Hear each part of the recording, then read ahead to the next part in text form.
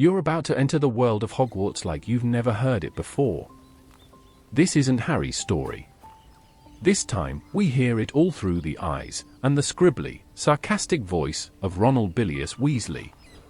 Year 2 at Hogwarts was supposed to be quieter than the first. No three-headed dogs. No deadly chessboards. But then, the Chamber of Secrets opened. Students started turning to stone. Dark whispers echoed through the halls. And Ron? He found himself chasing cursed diaries, battling his worst fear, spiders, and fighting to save the one person he never thought he'd lose. This is his diary. Raw, honest, a bit chaotic, and very, very Ron. So whether you're listening at night under a cozy blanket, studying with some Felix Felicis vibes in the background, or just wandering the forbidden forest of YouTube, don't forget to hit like, subscribe, and let us know where you're listening from in the comments below. Now, grab a chocolate frog, and settle in. Because the walls are whispering again. And the story's just getting started. July 31st, 1992, The Great Escape. Dear Diary. Today, we broke into the Muggle world. Okay, maybe not broke into, more like flew over it. Very illegally. In Dad's enchanted Ford Anglia. During the middle of the night. In our pajamas. And honestly, it was brilliant. It all started with me not getting any letters back from Harry. Not one. Nothing all summer. Which is mad, right? After everything we did last year, you'd think he'd write. Or at least send me a chocolate frog card or something. But nothing. And then, I started dreaming about him.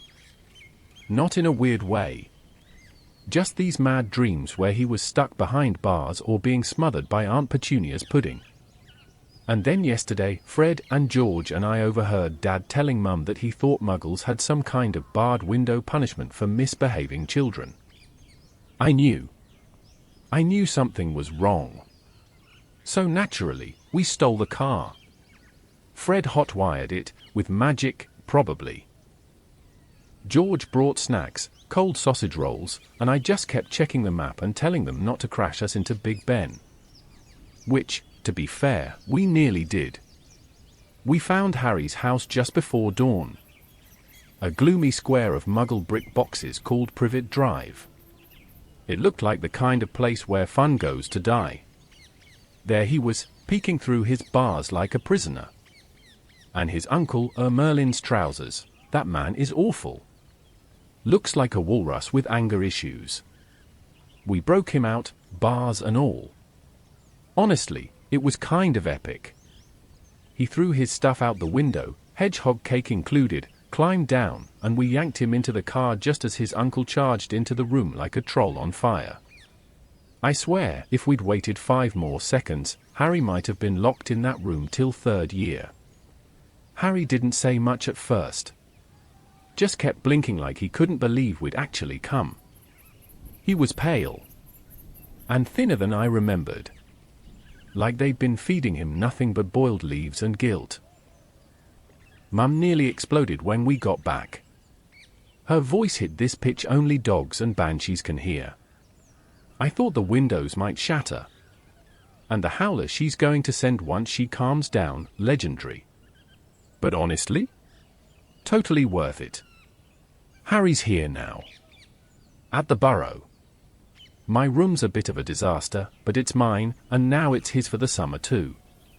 I showed him my Chudley Cannons posters, my weird Egyptian artifacts from Bill, and Scabbers, still mostly asleep, obviously. He said it was the best house he's ever been in. That hit me hard. I kept thinking about how normal my family seems to me. Loud. Chaotic. Gnomes in the garden. Mum's bad singing. Fred and George never letting anyone eat in peace. But to Harry? It's all magical. Sometimes I forget how lucky I am. Anyway, tomorrow we're denoming the garden and then heading to Diagon Alley in a few days to get school stuff. I think Mum's making treacle tart tonight. Harry's never had it before. Mental. I don't know what this year will bring, but it already feels like it's going to be madder than the last. Which is saying something. More soon. August 6th, 1992, Diagon Alley disaster. Dear Diary. Well, that could have gone smoother. Actually, no, it was an absolute disaster, start to finish. You'd think by now we could manage one normal trip to Diagon Alley. But no. Not when you're a Weasley. Not when Harry Potter's with you. And definitely not when flu powder is involved. Let me back up.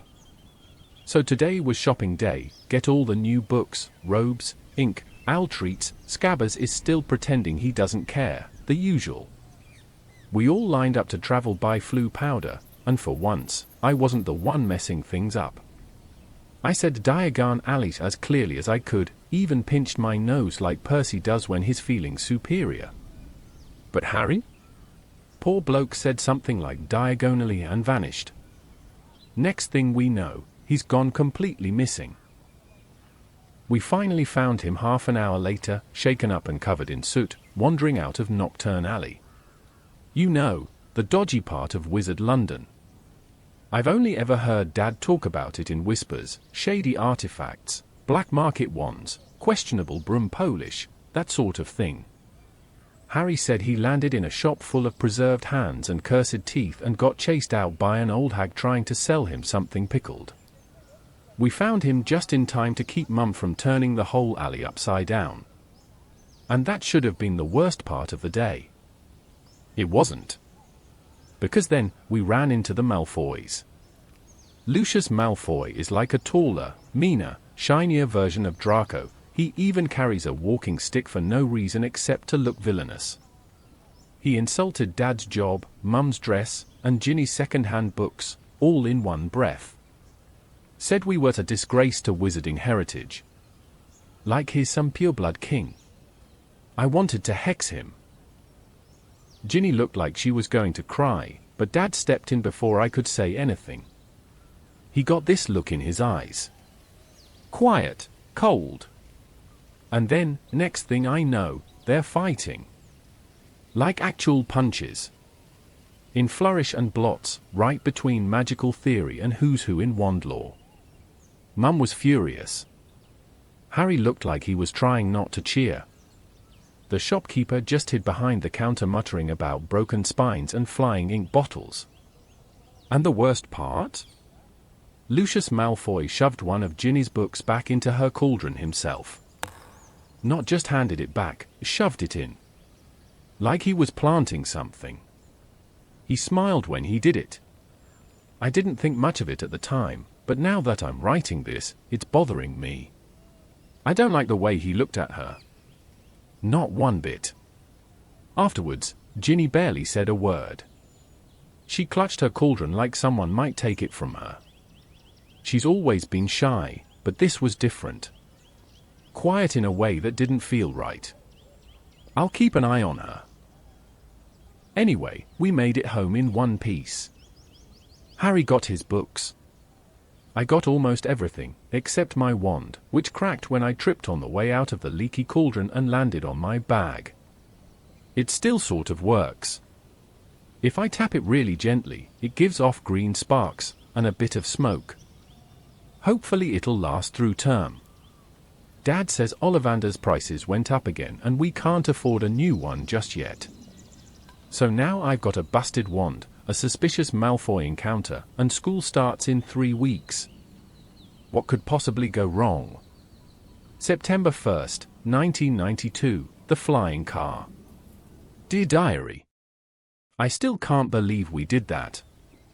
We actually stole Dad's enchanted car and flew it to Hogwarts. Not even Fred and George managed that. The day started normal enough. Well, Weasley normal. Chaos at breakfast, Ginny running late, Scabbers refusing to wake up, again, and Mum shouting about clean socks while Dad slipped me 2 sickles and told me not to lose my temper this year. I gave Harry a grin and said, "What could possibly go wrong?" Famous last words. When we got to King's Cross, we ran straight into a problem. The barrier to platform 9 3/4 sealed up. We tried twice. Ran at it like we always do, nothing. Slammed right into the wall. I nearly knocked out my front teeth. Harry dropped Hedwig's cage and she screeched loud enough to wake every muggle in London. Panic set in. Mum and Dad had already gone through with the others, and the barrier wouldn't open again. No idea why. Maybe some kind of ward malfunction? Maybe a curse? I don't know. Harry said we'd miss the train and be expelled. I said we had a car. And that's when we decided. We were going to fly to school. We took the Anglia from the Muggle parking lot, stuffed our trunks in the back, and lifted off like two absolute lunatics. Harry drove at first, bad idea. He nearly flew us straight into the side of a chimney. Once I took the wheel, we got into a rhythm. Fly high, follow the tracks, dodge clouds. Easy, right? Except it wasn't. The car wasn't meant for long-distance broom-level travel. She started moaning halfway over Derbyshire. The engine made a wheezing sound, like a sick hippogriff. The invisibility booster kept flickering in and out, and I'm pretty sure we were spotted by at least 4 muggles and a flock of confused pigeons. By the time Hogwarts came into view, the car was screaming. Literally. Harry said it was the gears. I said it was the engine giving up on life. And then, boom. The crash. Straight into the Whomping Willow. Now, I've seen that tree before. I've never seen it like this. It attacked us. The car got battered on the left side, the windshield cracked, and a branch nearly took Harry's arm off. I tried to reverse and the gear stick bit me. The tree finally knocked the car sideways and ejected us like we were a pair of dung bombs. The Anglia drove off into the forest afterward. I swear on my wand, it's gone feral. It honked once, spat our trunks out, and disappeared into the trees like it was sick of us. And my wand? Snapped. Split right down the middle. The core's poking out like it's trying to escape. Perfect. We limped to the castle, bruised, muddy, and sore, only to be greeted by Snape. Of course. He gave us that smile. You know the one. The "I've been waiting years to expel you" smile. McGonagall was furious. Dumbledore was quiet. Too quiet. We didn't get expelled, but I'm not sure that's a good thing. Mum sent a Howler to the Great Hall this morning. I haven't opened it yet. It's still sitting there on the table, pulsing like a time bomb. I'd rather face the tree again. Still, in a weird way, it was amazing. Flying over the countryside with the wind in our robes, seeing the castle from the sky, being with Harry in this mad, magical mess we always seem to land in. Not how I planned to start the year. But it was so us. Now I just need to find a way to fix my wand. Before it backfires and turns me into a toad. Again. September 2nd, 1992, first day back. Dear Diary. Well, it's official. I've survived my first full day back at Hogwarts, with a broken wand, a Howler-shaped hole in my pride, and a permanent spot on Filch's most loathed list. First things first, the Howler. It came during breakfast, just as I was about to take a bite of toast. I was hoping maybe Mum forgot to send it. Or that it had gotten lost in the post. Or delivered to Draco Malfoy by mistake. No such luck. It dropped out of the sky like a red firebomb, slammed onto the Gryffindor table, and screamed in front of the entire Great Hall. Ronald Weasley. How dare you steal that car? I am absolutely disgusted. Your father is facing an inquiry at work, and it's entirely your fault. If you ever put another toe out of line, we'll bring you straight back home." Dead silence. Then Fred clapped. George bowed. Harry ducked behind the milk jug. And I turned so red, I matched the Gryffindor banner. I haven't felt that humiliated since Percy caught me wearing Mum's apron when I was 6. But somehow, that wasn't the worst part of the day. Snape. He kept eyeing me and Harry like we were magical criminals on the run. Every time we passed him in the corridor, he gave us this oily, smug look, like he was just waiting for us to mess up again. I swear he enjoys this. And my wand, useless. During Transfiguration, I tried to turn a beetle into a button.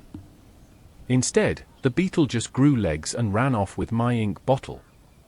McGonagall raised an eyebrow so high I thought it might levitate off her forehead. Flitwick was kinder. He noticed the wand and said I should approach the headmaster for an evaluation of magical consistency. Translation: get a new wand before you blow up the classroom. And then there's Ginny. She's acting odd. Wouldn't eat lunch. Flinched when Colin Creevy's camera flashed. I asked if she was okay, and she just mumbled something about not sleeping well and walked off. It's probably just nerves, first year and all. But still, I don't like it. She used to tell me everything. Now she barely looks up. We had dinner next to nearly headless Nick tonight. He offered me a pickled herring from his plate. I said I'd rather eat a cauldron cake out of Filch's sock drawer. He laughed. Sort of. And Peeves is back to his usual tricks. He turned all the staircases into slides this afternoon and cackled like a hyena while first years tumbled down in piles. Hermione lectured him about violating basic ghost corridor etiquette. He mooned her. Then again, Hermione did get to all her classes early and already finished tonight's homework. Sometimes I think she might be a time-turner in disguise. I miss summer already. No flying cars. No cursed staircases.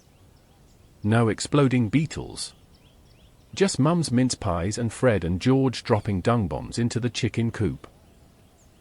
Now it's books, spells, suspicious professors, and a wand that keeps shooting backwards into my own face. Brilliant start. Still, it's good to be back. Hogwarts might be dangerous, deranged, and one sneeze away from cursed, but it's home. Even if it tries to kill us once a week. September 18th, 1992, Howlers and Mandrakes. Dear Diary, I think the Howler echo is still bouncing around the castle. Every time I walk into a room, someone yells, "How dare you steal that car," in a terrible Mum impression. Fred and George do it in harmony. Seamus tried it with a mouthful of mashed potatoes. Even the bloody suits of armor seem to rattle in time with it. Honestly, I might never live it down. And I wouldn't care as much, except today was the worst combination of humiliation and horror I've ever seen. 2 words. Mandrake Day. Now, I've never been squeamish around plants. We've had our share of weird garden gnomes and self-pruning hedges at home. But nothing prepared me for mandrakes. We all lined up outside Greenhouse 3 with our gloves and earmuffs. Professor Sprout was in a good mood. That should have been the warning.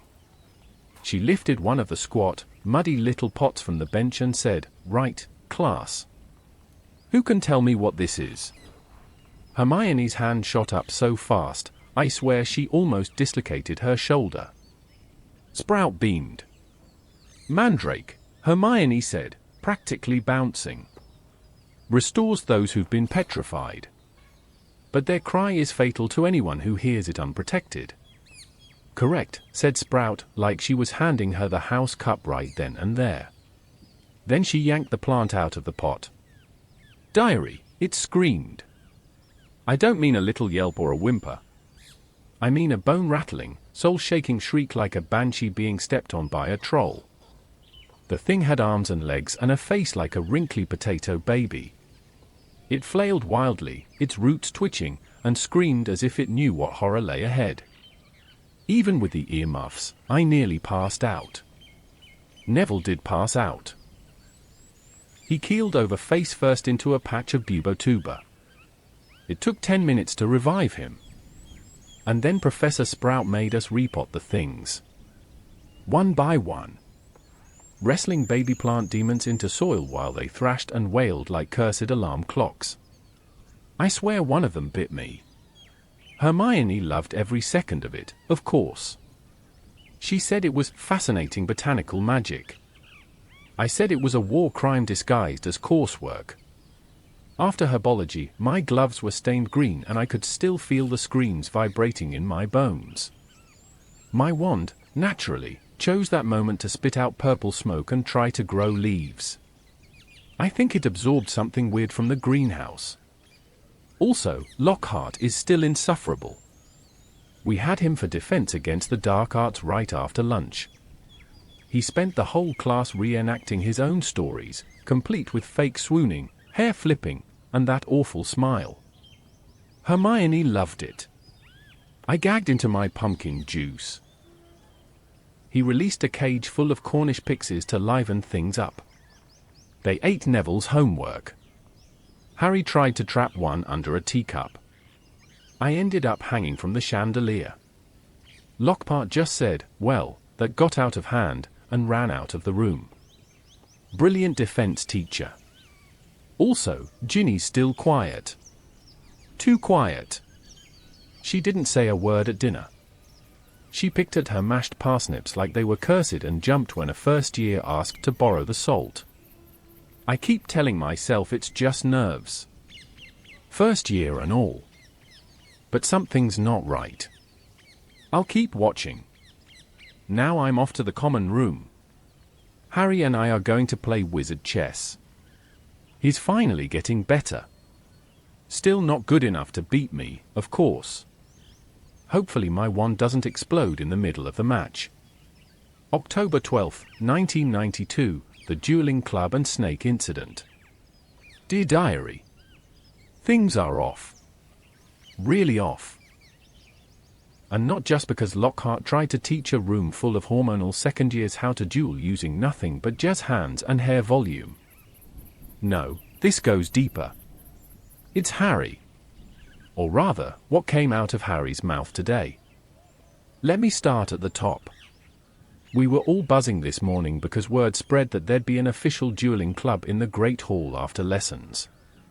Lockhart, of course, was at the center of it.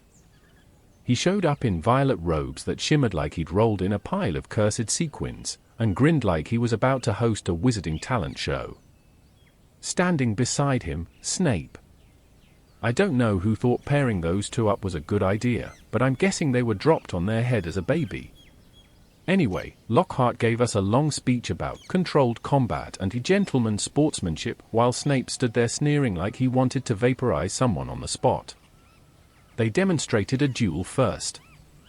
Lockhart twirled, pointed, shouted Expelliarmus, and was blasted across the room by Snape's spell. It was the best thing I've seen all year. Then they split us into pairs. Naturally, I got matched with Seamus, who nearly singed off my eyebrows yelling Rictus Sempra, without even aiming properly. Harry got paired with Draco Malfoy. Of course. Now, we've seen Harry take a bludger to the ribs and laugh about it. He's no stranger to danger. But what happened during that duel wasn't normal. Draco cast some kind of snake summoning spell, Serpensortia, and a giant black snake exploded out of his wand and landed in front of Justin Finch-Fletchley. Everyone screamed. Except Harry. He stepped forward, raised his hand, and started talking to it. Not yelling. Not casting. Talking. To the snake. And the worst part? The snake listened. It slithered away from Justin and curled up calmly, like Harry had just told it to sit. Then Justin ran off. The snake vanished. And the whole room stared at Harry like he'd grown fangs. Silence. Dead, cold silence. Then murmurs. Someone whisper. Even anyone. But the school's whispering. Everywhere we go. People move out of the way in corridors. Some Hufflepuffs jumped when he walked past the library. And Justin won't even look at him. I tried explaining to people that Harry's not some ancient snake-worshipping dark wizard. He didn't even want the fame he's got. He's just Harry. Likes Quidditch, chocolate frogs, and getting himself nearly killed on a monthly basis. But they don't listen. They're scared. Can't blame them, I guess. There have been whispers about the Chamber of Secrets for weeks now. Mrs. Norris was found petrified by a wall covered in blood. No one knows who's next. And now people are wondering if it's Harry doing it. It's madness. He saved Hermione from a troll last year. Now they think he's going to curse her? People have no idea what they're talking about. Even worse, Ginny saw the whole thing. She's even more on edge now. She dropped her porridge bowl at breakfast and cried when it shattered. I don't know what's wrong with her, but it's not just nerves. Something's eating her from the inside. Harry thinks he's cursed. Hermione thinks it's all connected to the chamber somehow. I think we're in deeper than any of us realize. I just hope we can keep our heads down long enough to figure it out before someone else gets hurt. Dear Diary, it's Halloween. But this year, instead of trickle tart and floating pumpkins and nearly headless Nick singing off key, we got terror. Tonight was horrible. The worst part? It started as a good evening. Really good, actually. The Great Hall was lit with 100 jack-o'-lanterns that floated overhead, belching out puffs of spooky green mist. Hagrid carved the biggest one I've ever seen, could have fit a whole goblin in it. There were bats flapping around, glowing orange pudding, and even a skeleton band playing Something Wicked This Way Comes on bone xylophones. Hermione had just reminded us, loudly, that it had been exactly 1 year since the troll incident. She still says it's the anniversary of our first real trio moment. I said the only thing I remembered was almost dying in a girl's bathroom. But it was funny. Light. For once. Then everything changed. We were heading back to the common room when we heard the whispers. Not people whispering. Not voices in the hallway. Something else. Something cold and slithering, dragging across stone and echoing from the walls like it wasn't coming from anywhere, but from inside. It said, "Kill. Kill, so hungry, soon, so hungry, for blood." Harry froze. I felt it too, even if I couldn't hear exactly what he did. There was a chill. The torches flickered. The whole castle breathed differently for a second. We followed the sound. Hermione tried to talk sense into us, said it could be Peeves or some illusion charm or whatever. But we all knew. Something was wrong. Then we saw it. The writing. It was scrawled across the stone wall in something thick and red and dripping. The Chamber of Secrets has been opened. Enemies of the air, beware. Below it was Mrs. Norris. Filch's cat. Hanging by her tail from a torch bracket, eyes wide open, stiff as a statue. Hermione gasped. Harry stepped back. I nearly slipped on a puddle by my feet, thought it was water at first. It wasn't. We didn't even have time to process it before Filch appeared. Saw his cat. Saw Harry standing right in front of it. And lost it. He screamed something about murder, pointed at Harry, and shouted that he'd done it. Called him a killer. Said he was going to have him strung up by his thumbs and expelled and maybe fed to whatever did this. Panic broke out. Students screamed. Teachers came running. Dumbledore appeared from nowhere, calm but serious in a way I've never seen before. We all got dragged to Lockhart's office, me, Harry, Hermione, and Filch, who kept shouting that it was Harry's fault. Dumbledore examined Mrs. Norris and said she wasn't dead, just petrified. Whatever that means, exactly. She's still stiff as a frozen fish. He said no harm would come to Harry while he's at Hogwarts. But I saw the look McGonagall gave him. Even she's not sure what's happening. We asked around later. The Chamber of Secrets isn't just a bedtime story. It's real. Legend says Salazar Slytherin built it himself before he left the school. Said only his heir could open it, and that it holds something dangerous. Something that would purge the school of all those who weren't purebloods. Hermione said it had to be a monster. I asked why it's always bloody giant monsters and not, say, a mildly threatening puffskein. But no one laughed. People are scared. Whispers have started again about Harry. He was at the scene. And the snake thing from the Dueling Club? That's not going away. Even Justin Finch-Fletchley's gone into hiding. Says he doesn't want to be a next. It's rubbish, of course. But the seed is planted. And Harry knows it. Me? I'm trying to stay calm. Keep things normal. But Ginny saw the writing too. She's been pale all week, but now she looks like she might faint if she reads one more Daily Prophet headline. She jumps at loud noises. Spills her pumpkin juice. Won't talk to me about anything anymore. I want to tell her it'll be okay. But I don't think anyone knows that. Not anymore. November 16th, 1992. Slugs and spells gone wrong. Dear Diary. There are moments in life when you feel truly heroic. Today was not one of those moments. Today, I vomited slugs. Let me explain. It started outside Hagrid's hut. We'd just come back from care of magical creatures, or maybe it was herbology. Doesn't matter. Point is, we were walking across the lawn, Harry, Hermione, and me, when Draco Malfoy came strutting up like he owned the castle. Smirking. All blonde and smug, with Crabbe and Goyle waddling behind him like his personal troll army. We tried to ignore him. We really did. But then, he opened his mouth. And said something I can't even write. About Hermione. He called her a mudblood. At first, I didn't even register it. It was like a hex to the ears. Hermione froze. Harry's hand twitched like he was reaching for his wand. And me? I lost it.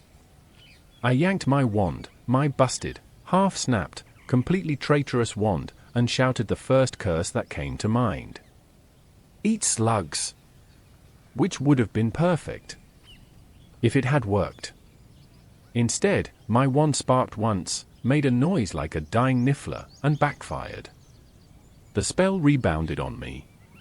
Next thing I know, I'm on my knees behind Hagrid's cabbages, retching up slugs. Slimy, glistening, wriggling slugs. One after the other. 10 minutes straight. Harry patted my back while trying not to gag. Hermione looked like she wanted to say I told you to fix your wand, but she just knelt next to me and conjured a bucket. Every time I opened my mouth to speak, another slug plopped out. Bright orange. Like someone had charmed a pumpkin to crawl back out through my tonsils. Hagrid finally came out, took one look at me, and muttered something about poor lad needs stewed nettle root. He looked as queasy as I felt. I didn't care how I looked. I'd do it again. I would.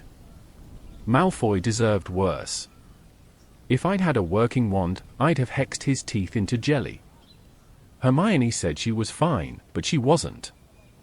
Her hands were shaking when she picked up her bag. She didn't even correct Neville when he said the wrong spell in charms later that day. That's how you know something's wrong. It just burns me. She works harder than anyone. She's top of the class, she reads every book twice, and she's still the first to help someone who can't remember which end of the wand to hold. She deserves to be here more than half the kids in this castle. And that pureblood garbage? I don't care what house you're in. If you use a word like that, you deserve to be turned into a slug yourself. Fred and George actually cheered when they heard what I'd tried. Said I made Gryffindor proud, even if I needed a mop and a bucket afterwards. I'm writing this from bed now, still tasting salt and stomach acid. I told Mum I didn't need a new wand yet. I didn't want to trouble her. But I'm starting to think, maybe I need to ask. Not just for me. For Harry and Hermione too.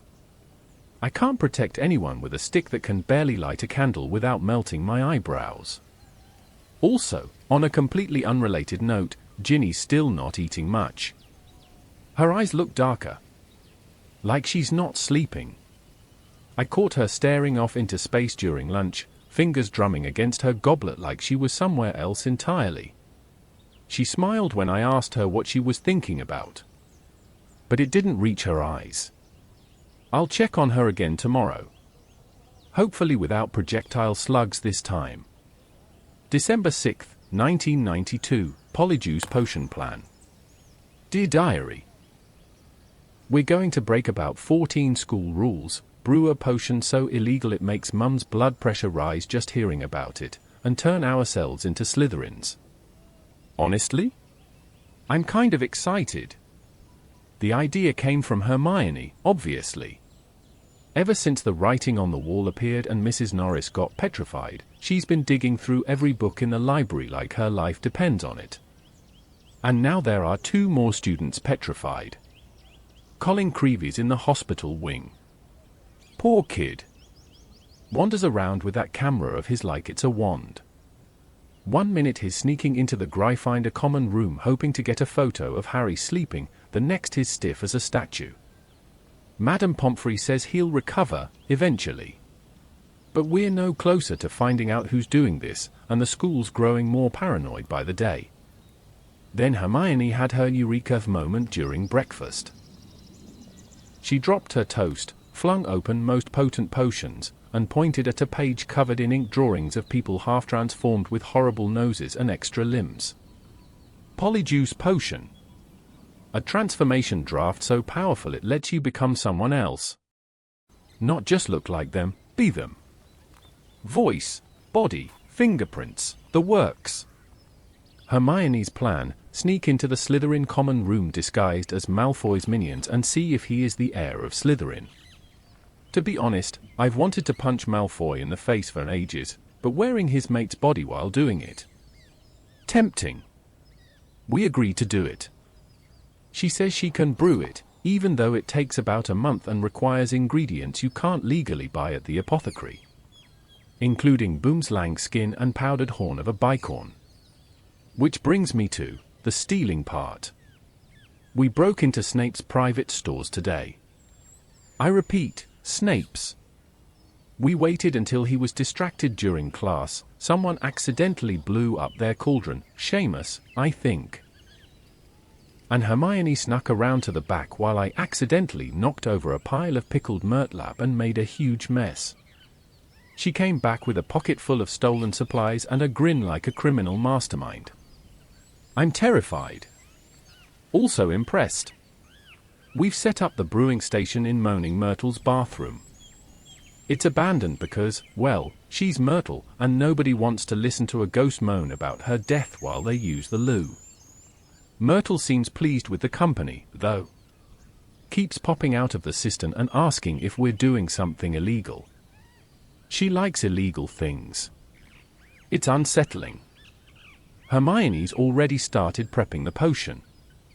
Said it'll be ready in exactly 21 days.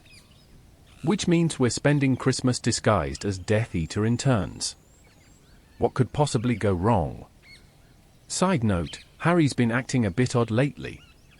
Moody. Distracted. He said he heard the voice again. You know, the one I can't hear. The one that talks about killing. And every time he does, something else is attacked. I know, Harry. I trust him. But the timing's weird. Even he's starting to wonder if he's losing it. I don't think so. But whatever's behind the chamber, it's not just magic. It's old. Dark. And it's slithering around these walls like it's been waiting for centuries. I can feel it. And Ginny's no better. She's quieter than ever. Her eyes are always darting, like she's afraid of her own thoughts. She dropped her quill today and didn't even notice. Just stared off while ink bled across her parchment. I tried to joke with her. Said Percy must have cast a don't talk charm on her. She didn't laugh. She didn't even look at me. I'm getting seriously worried. Christmas can't come fast enough. Even if I'm spending it looking like Goyle. December 25th, 1992, Polyjuice Mayhem and the Slytherin Common Room. Dear Diary. Merry Christmas. I'm writing this in my four-poster bed with the curtains drawn, wrapped in one of Mum's knitted jumpers and trying to forget the fact that I spent half of today inside Goyle's body, nearly had my cover blown by a bunch of Slytherins, and watched Hermione grow fur. Yes. Fur. Let me explain. Again. So, the Polyjuice potion was ready today, exactly 3 weeks after we started brewing it in Myrtle's bathroom. Hermione triple-checked the color, the thickness, the steam rising off it, and declared it perfect. I wasn't so sure. It looked like troll bogies and smelled like old socks soaked in cabbage water. We'd stolen the hares days ago, Crabbe and Goyles, from their robes in the Great Hall after we accidentally knocked them into a plate of treacle tart. I slipped a hair from Goyle into my potion, Harry used Crabbe's, and Hermione. Well, we'll get to that. We drank. It was horrific. Burning from the inside out. My bones stretched, my fingers thickened, my face twisted like a balloon being filled with rocks. For a minute, I couldn't breathe. Then, suddenly, snap, I was looking down at my own hands and they were Goyle's, massive, clumsy, and hairy as a gnarl's backside. Harry looked at me. We both screamed. Bloody hell, you look like him, I said. So do you, Harry groaned, clutching his now Goyle stomach like he was going to be sick. We turned to Hermione. But she was gone. Just the sound of a splash, followed by Myrtle squealing, ooh. Someone's got a tail. Hermione had used the wrong hair. Cat hair. Not a human. Her transformation went wrong. Instead of changing into Millicent Bulstrode, she grew a pair of furry ears, whiskers, and a long ginger tail. Full-on half-cat Hermione. Myrtle found it absolutely hilarious. Hermione did not. We told her to stay behind while we completed the mission. She nodded miserably and curled up in the stall like a wounded Kneazle. I felt awful, but we had to move. We made our way through the dungeons, avoiding students, hoping no one would notice that Crabbe and Goyle were suddenly walking without drooling. When we got to the Slytherin Common Room, we were stopped by a wall. No portrait. Just a stone arch. Harry said pureblood on a hunch, and the wall slid open like a secret vault. It was dark. Cold stone. Green flames. Black leather chairs. The place looked like it had been decorated by a vampire. No windows, just watery reflections of the lake rippling across the ceiling. Malfoy was already there. Crabbe, Goyle. Took you long enough. We grunted and sat down, trying not to give ourselves away. He started ranting immediately about mudbloods, the chamber, and how he wished he knew who the heir of Slytherin was, because he'd helped them clean the place up. Harry asked carefully if he was the heir. Malfoy laughed so hard he nearly fell off the sofa. I wish. But Father says it's all rubbish. He says Dumbledore's too soft to let anyone truly powerful take over the school. He showed us a dark artifact in his trunk. a shrunken hand that supposedly cursed anyone who stole from him. I nearly dropped it. Harry asked where his family kept all their dodgy stuff, and Malfoy mentioned a hidden room under their drawing room floor, filled with banned items Father doesn't want the Ministry to find. It was enlightening. And creepy. Then I felt it. The potion starting to wear off. My fingers tingled. My vision blurred. My belly began to shrink. We ran. Bolted out of the common room, up the dungeons, dodging Peeves and some third years, and hurled ourselves back into Myrtle's bathroom just in time to turn back. Hermione was still furry. She's in the hospital wing now. Madame Pomfrey says it might take a few weeks. Hermione kept saying I should have double-checked the label, through her whiskers. Harry and I are keeping her company when we can, sneaking her chocolate frogs and gossip from class. We didn't learn who the heir is, but we know it's not Malfoy. Which somehow makes this scarier. Because if it's not him, then who is it? And why do I feel like Ginny's hiding something she can't even explain? January 10th, 1993, the Dueling Club returns, and more attacks. Dear Diary, I don't know if I've ever seen Hogwarts this scared. Even the ghosts are whispering. Even Peeves is behaving. We came back from Christmas holidays hoping things might feel normal again. The feasts were still delicious, and the snow still turned the castle grounds into a proper winter postcard, but it's not the same. Because someone is still attacking people. And we still don't know who. The worst part? This time it wasn't just students. Nearly headless Nick, a ghost, for Merlin's sake, and Justin Finch-Fletchley got petrified right outside the library. We found them frozen on the floor like wax figures, stiff and cold.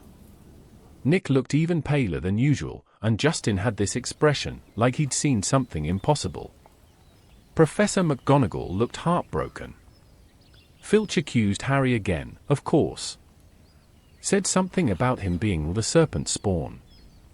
It's getting ridiculous. We all know Harry didn't do it. But people are frightened. So Dumbledore approved another Dueling Club session.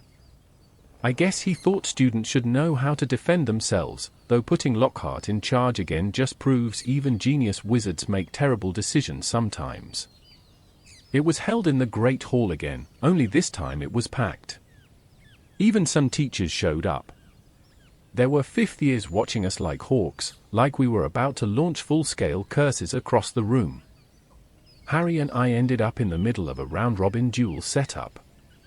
I dueled Terry Boot from Ravenclaw. He tried to hit me with a Jellileg's curse, but I blocked it just in time. Then my wand fizzled and shot out a stream of bubbles. He laughed. I tackled him. Technically not allowed. But satisfying. Harry didn't have it so easy. He was up against a Hufflepuff fourth year who cast a dancing hex and made Harry CHA halfway across the stage. Lockhart tried to demonstrate a defensive move and ended up disarming himself. Again. Classic. The Dueling Club was a mess, but there was one moment that really stuck out, when Hermione approached Professor Sinistra, asking if a basilisk could really petrify someone just by being seen indirectly. Basilisk.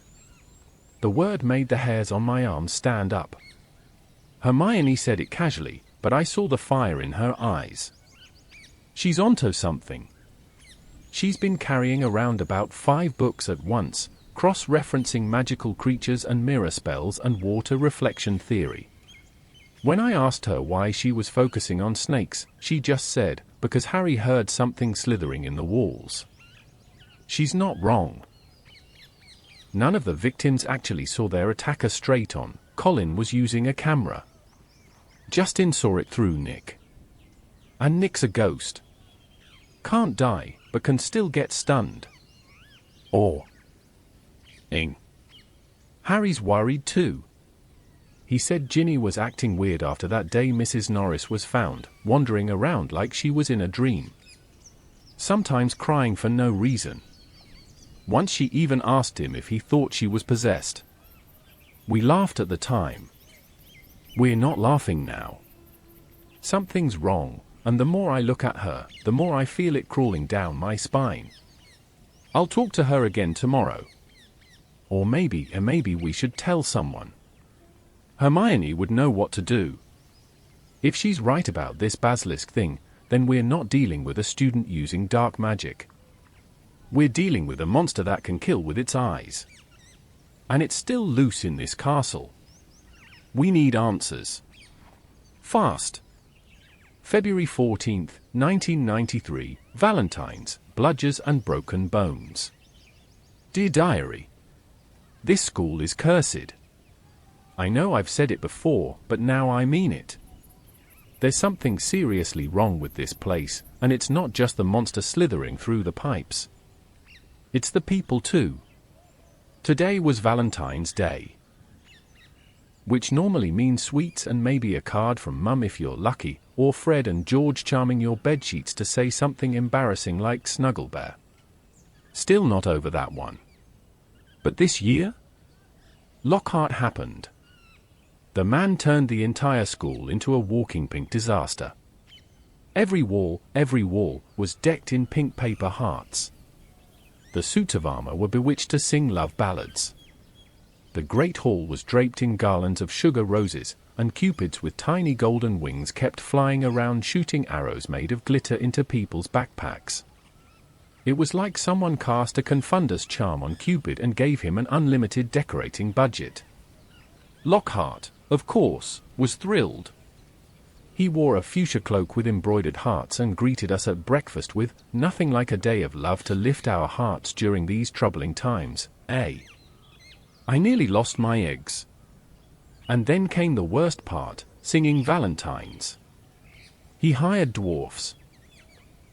Actual dwarfs dressed as cupids, strumming lyres, and tackling students in the corridors to deliver musical poems. Harry got one.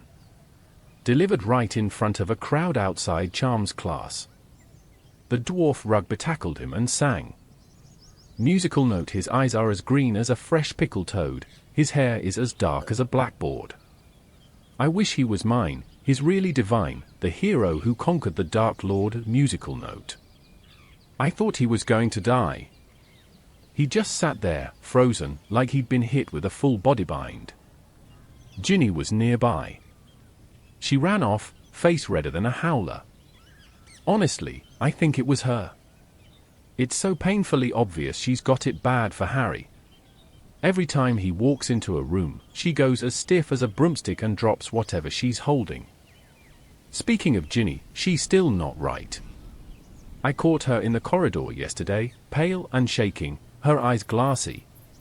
When I asked her what was wrong, she just stared at me for a second like she didn't recognize me. Then she bolted. She's been skipping meals, falling asleep in class, and I swear I saw her muttering to herself near the entrance to Myrtle's bathroom. Something's not right. But I don't know how to help. Hermione says we have to tread carefully. If she is connected to the chamber, she might not even know it. That idea makes my stomach twist. And it's not just her. Hagrid's acting strange. Keeps muttering about them not understanding, and it happened before. He clams up whenever I ask what he means. Even the teachers are tense. We had a defense against the dark arts test today, and Lockhart accused Snape of jinxing his chalk when it wouldn't float straight. Snape didn't even blink, just raised his wand and disintegrated the board mid-lecture. Harry and I are keeping our heads down. Kind of. We're still poking around the monster theory, helping Hermione research mirror magic, basilisk lore, and, now, pipes. Because if it is a basilisk, and it's using the plumbing to travel, that explains a lot. The voices. The attacks near sinks. Myrtle's bathroom. It fits. Hermione thinks she's found something. She ran off to the library before dinner tonight. Said she had a hunch and would be back after checking one last book. That was hours ago. I haven't seen her since. I hope she's okay. I'll check the library again tomorrow. But for now, I'm heading to bed, where, no doubt, my sheets will whisper love poetry at me thanks to Fred and George. I miss the days when the biggest worry was Snape giving me detention for sneezing too loudly. This is a whole different kind of nightmare. March 1st, 1993, Hermione petrified. Dear Diary, I don't even know where to start. Hermione's in the hospital wing. Frozen. Still. Just like the others. I saw her lying there, stiff as a statue, eyes wide open in pure terror, her hand clutched around something, but they wouldn't let us touch it. Madame Pomfrey said it's evidence. But all I could think was, it's her.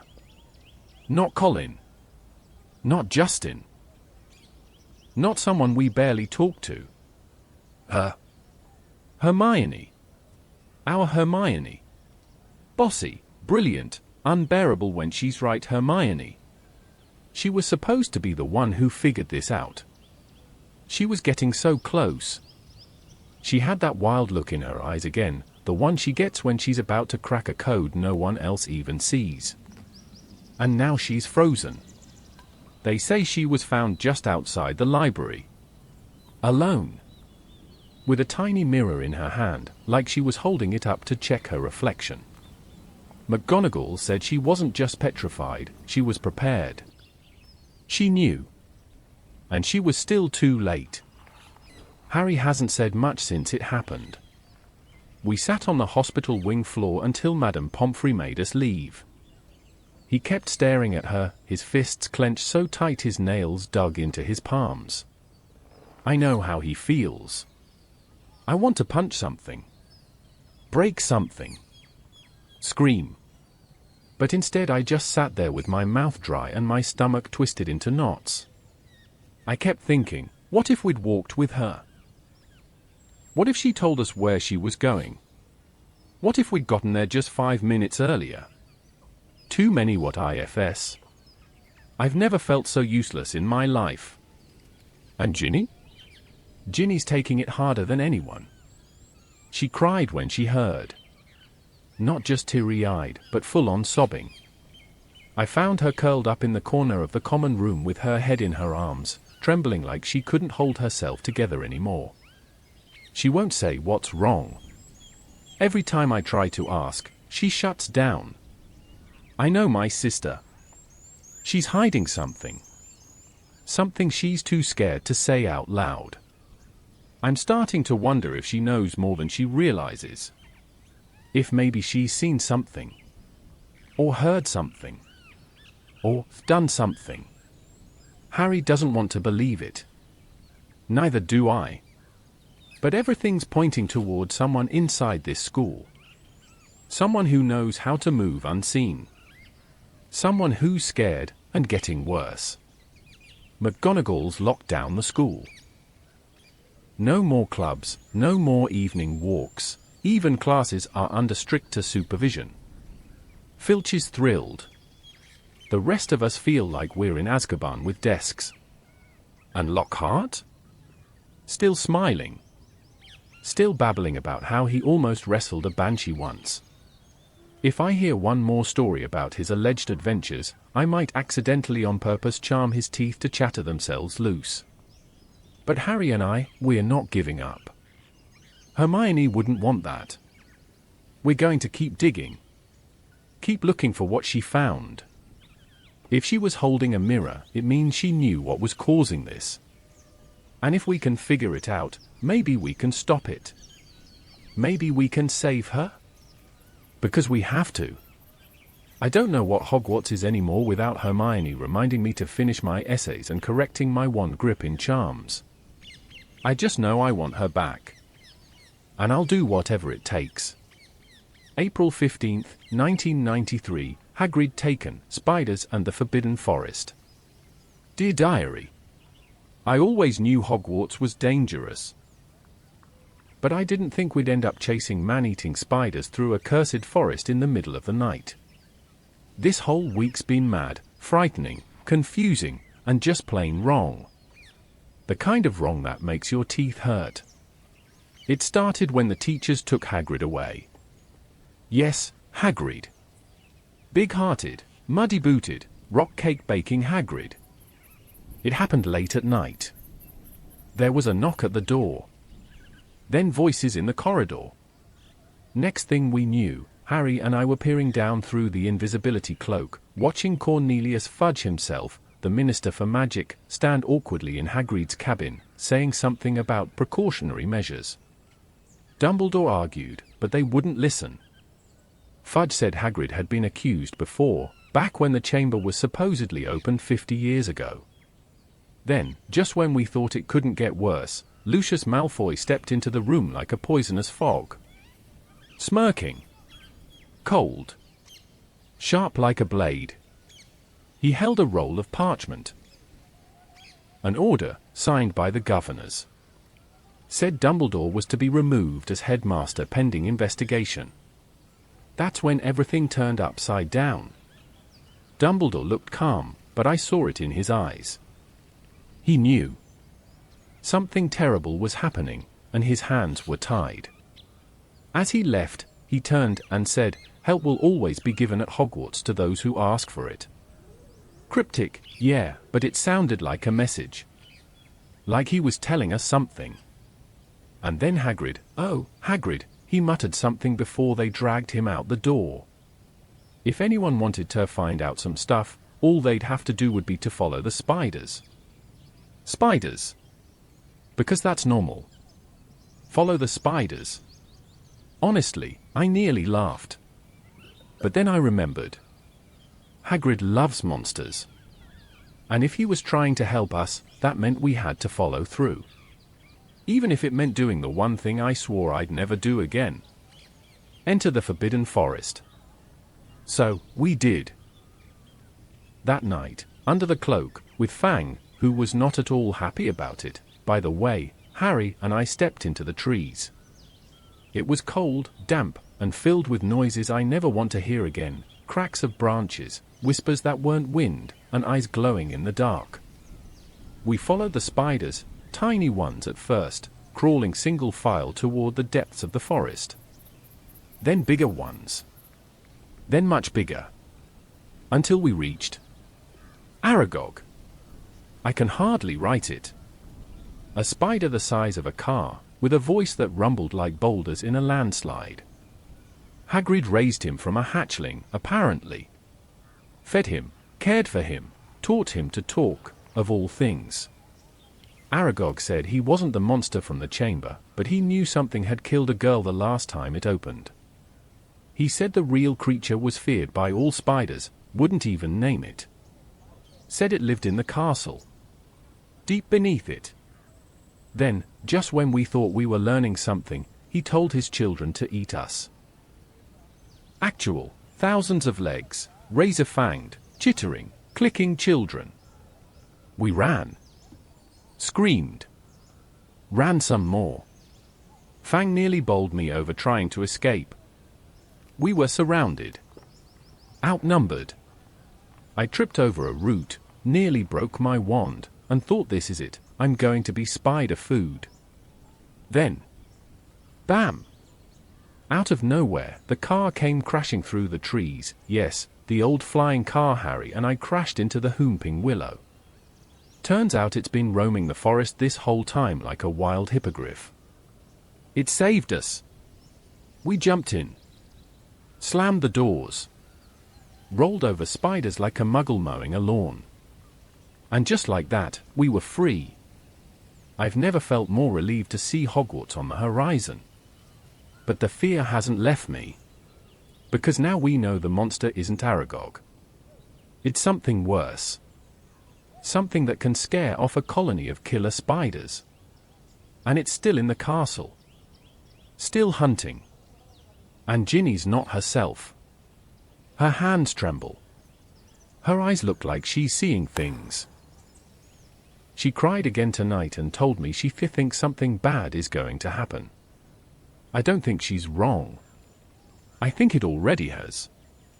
May 26th, 1993, Ginny's gone. Dear Diary, I can't breathe. I can't think. I don't even know how to write this. But I have to. Because if I don't put it down, it won't feel real. Ginny is gone. My sister. My baby sister. She never came back from class this afternoon. I figured she was off on her own again, maybe writing or crying in the owlery. She's been doing that more and more lately, going quiet, slipping away when no one's looking. But this time she didn't come back. McGonagall made the announcement just before dinner. Her voice shook. A student has been taken into the Chamber of Secrets. The entire hall went silent. I remember hearing forks clatter. I remember someone gasping. And then the name. Ginny Weasley. I couldn't move. Harry grabbed my arm. I think I was shaking. Or maybe he was. I don't even remember how we got back to the common room. Fred and George were white as ghosts. Percy looked like someone had punched him. He kept muttering that he should have noticed something, that he should have done something. We all should have. The truth is, we saw this coming. We knew Ginny wasn't right. She was pale, weak, crying in her sleep, forgetting where she was. She tried to tell us. I know she did. And we didn't listen. We just kept chasing clues, guessing monsters, playing at being heroes while my sister was being pulled deeper and deeper into whatever this is. And now she's in the chamber. Wherever that is. Someplace under the school, hidden by Slytherin himself. A place no one's found in 1,000 years. A place where people die. McGonagall said Dumbledore isn't here to help us.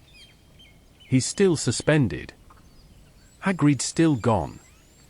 The Ministry is in chaos. The teachers are closing the school. They're closing Hogwarts. Unless someone finds the chamber. Finds the monster. Finds Ginny. And no one's volunteering. No one can. Except Harry. And me. He looked at me after the announcement. Didn't say a word. Just nodded. We went straight to Moaning Myrtle. Because we know it starts there. Hermione left us a clue before she was petrified, a torn page in her hand. Basilisk. A snake that kills with its eyes. It fits everything. The voice Harry hears. The way the victims were petrified, not killed, because they never looked at it directly. Through a camera. A mirror. A ghost. Hermione had it figured out. She even wrote down the word pipes. That's how it's getting around the castle, through the plumbing. And Myrtle? She died in the girls' bathroom. She saw the monster. She was the first victim. We asked her what happened. She said she heard a boy's voice speaking in Parseltongue, then saw giant yellow eyes. She died instantly. We found it. The chamber's entrance is in the bathroom. Right under our noses this whole time. Harry's going in. And I'm going with him. Lockhart, our so-called defense expert, tried to stop us. But when we caught him packing to run away, we forced him to come too. He had no idea what was happening. No clue how to help. Then he tried to hex us. Tried to obliviate us with my broken wand. And it backfired. Of course it did. Now he can't even remember his own name. It'd be funny if it weren't so tragic. We're in the tunnels now. Under the castle. I'm writing this with shaking hands and only the dim light of Harry's wand ahead. We've come to a cave-in. I'm trapped on one side. Harry's going ahead alone. He's going to find Ginny. And I'm going to sit here and pray. Because that's all I can do. I let her down. But maybe, just maybe, Harry won't. Please, just let them both come back. June 1st, 1993, The Chamber, the Sword, and Going Home. Dear Diary. She's safe. Ginny's alive. I still can't believe I'm writing that. I keep checking her face, her freckles, the way she breathes while she sleeps in the hospital wing, just to make sure it's real. That we didn't lose her. We almost did. Harry saved her. Let me go back. After the tunnel caved in and trapped me on the other side, I felt helpless. I pounded at the rocks with my fists, shouted spells I barely remembered, but nothing moved. The ceiling wouldn't budge. My wand, still cracked and useless, sparked and fizzed but did nothing but singe my sleeve. All I could do was listen and wait. Harry went alone into the Chamber of Secrets. Into the monster's lair. I sat there, counting heartbeats, staring into the dark, wondering if I'd ever see either of them again. Minutes felt like hours. And then, he came back. Covered in muck, bleeding from a gash on his arm, dragging Ginny behind him with Fawkes the Phoenix flying above. Ginny was pale, barely conscious, but she was alive. Harry, a Merlin, Harry, had faced down the basilisk. A snake the size of a train, with fangs longer than my arm.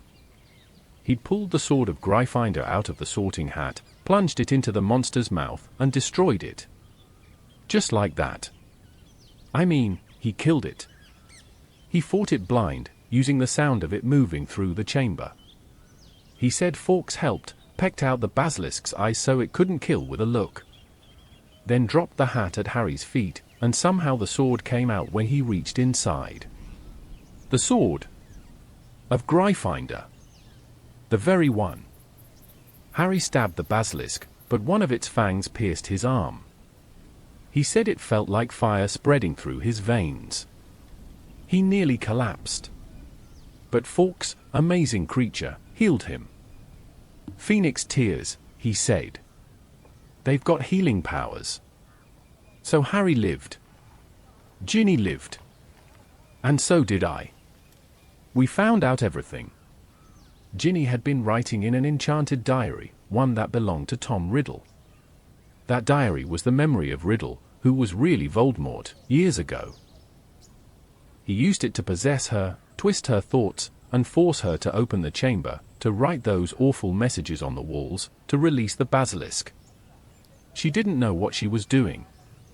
She'd wake up covered in ink, hands trembling, with no memory of where she'd been. She thought she was going mad. And she was so scared she couldn't tell anyone, not even me. Harry destroyed the diary with the basilisk fang. That's what finally killed the memory, broke the spell. And Ginny, she came back. She cried when she saw me. Threw herself at me and sobbed until she could barely breathe. I just held her. I didn't have the words. But I was so relieved. Dumbledore came back, of course. So did Hagrid.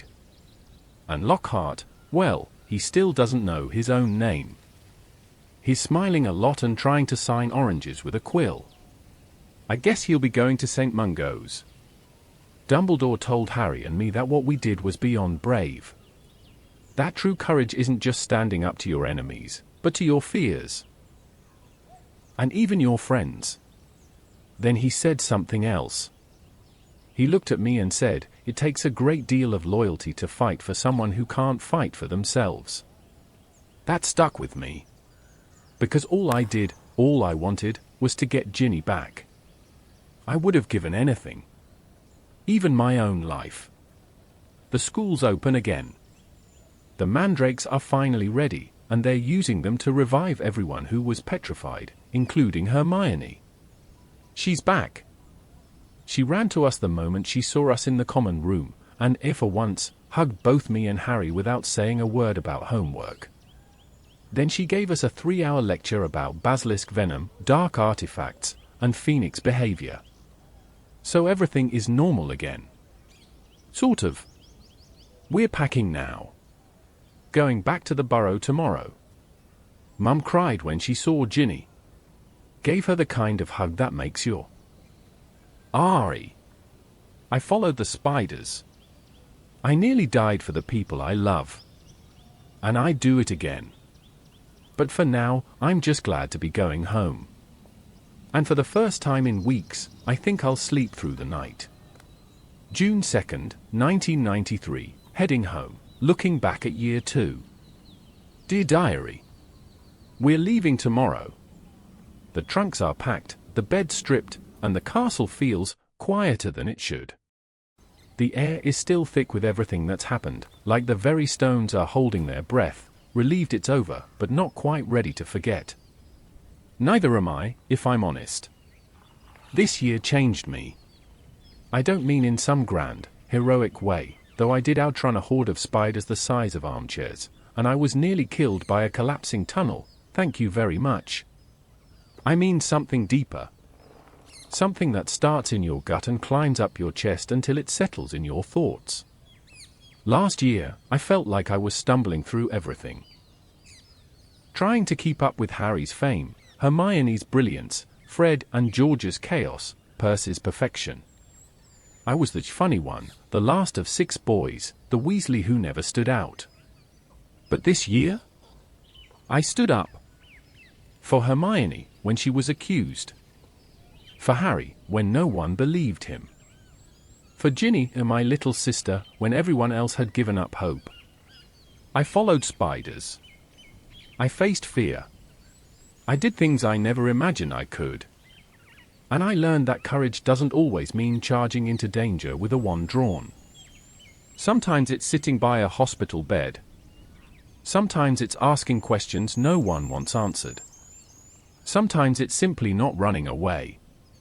Hermione's back to her usual self, books in both hands, quizzing Harry on third-year elective options.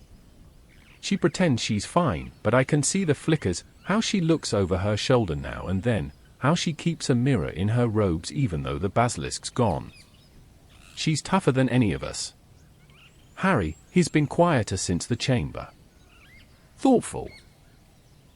You'd think defeating a basilisk and destroying a piece of Voldemort's soul, yeah, Dumbledore explained it all in the end, would make someone puff up like Lockhart. But not Harry. He's more grounded. And sadder, in some ways. He's still just a boy, but there's something older behind his eyes now. I think Hogwarts is teaching him that being a hero isn't about winning. It's about surviving, and carrying the weight of those you couldn't save. As for me? Well, I've still got a rubbish wand. I still hate spiders. I still argue with Hermione and eat more than anyone else in Gryffindor Tower. But I'm not the same Ron Weasley who came here 2 years ago. This castle, it's in my bones now. From the creaky staircases that shift mid-step to the warm glow of the common room fire. From nearly headless Nick's bad jokes to the way the great hall ceiling mirrors the sky, even in the middle of a storm. I love this place. Even with the danger, the madness, the midnight duels and cursed diaries. There's nowhere else I'd rather be. Hogwarts is home. We'll be back in September, with new books, new robes, new worries. And probably a new teacher for defense against the dark arts again. I'll bet my last chocolate frog it won't be Lockhart. But right now, I'm just looking forward to Mum's cooking, the smell of the Burrows garden, and the sound of gnomes screaming when we chuck them over the hedge. And I can't wait to tell Dad about the flying car saving our lives. Not the part where we crashed it, though. Summer's going to feel long. But I know that before I've blinked, I'll be sitting on the train again, watching Hogwarts rise in the distance through the smoke and steam. And I'll be ready. Whatever comes next, I'll be ready. You made it all the way through Ron's second year at Hogwarts.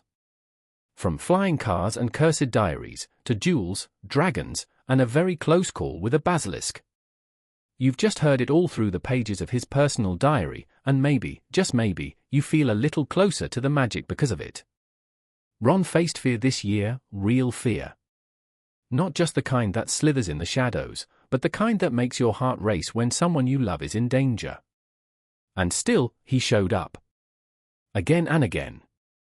Loyal to the end. If you're still with me, give this video a little like, it helps more sleepy witches and wizards find their way here. And if you're curious what Harry was thinking during all of this, I've got something special for you, the Diary of Harry Potter, Year 2. Or, if you missed the beginning of Ron's journey, go back and listen to Part 1, Ron's first year at Hogwarts. It's where the train ride started, and the magic first found him. Speaking of trains. Still awake? Now, I'll tell you the history of the Hogwarts Express, where it came from, how it works, and the magical secrets behind that scarlet engine that carries every student to their destiny. You ever think about this? Every student, Harry, Hermione, Tom Riddle, even Bellatrix Lestrange, they all took the same train. Same tracks. Same seats. Same red engine rolling through time like it's part of something bigger. But why a train? Why not brooms, or portkeys, or flue powder? Why enchant a muggle invention with magic so old it nearly tore a hole in the ministry? And how did the Hogwarts Express survive not just one, but 2 dark wars, ghost hauntings, and magical sabotage that could have erased it from wizarding history completely? This isn't just a train. It's a relic. A vault of memories on rails. A spell you can ride. Before we dive in, pause a second. Where are you watching from, and what time is it right now? Seriously.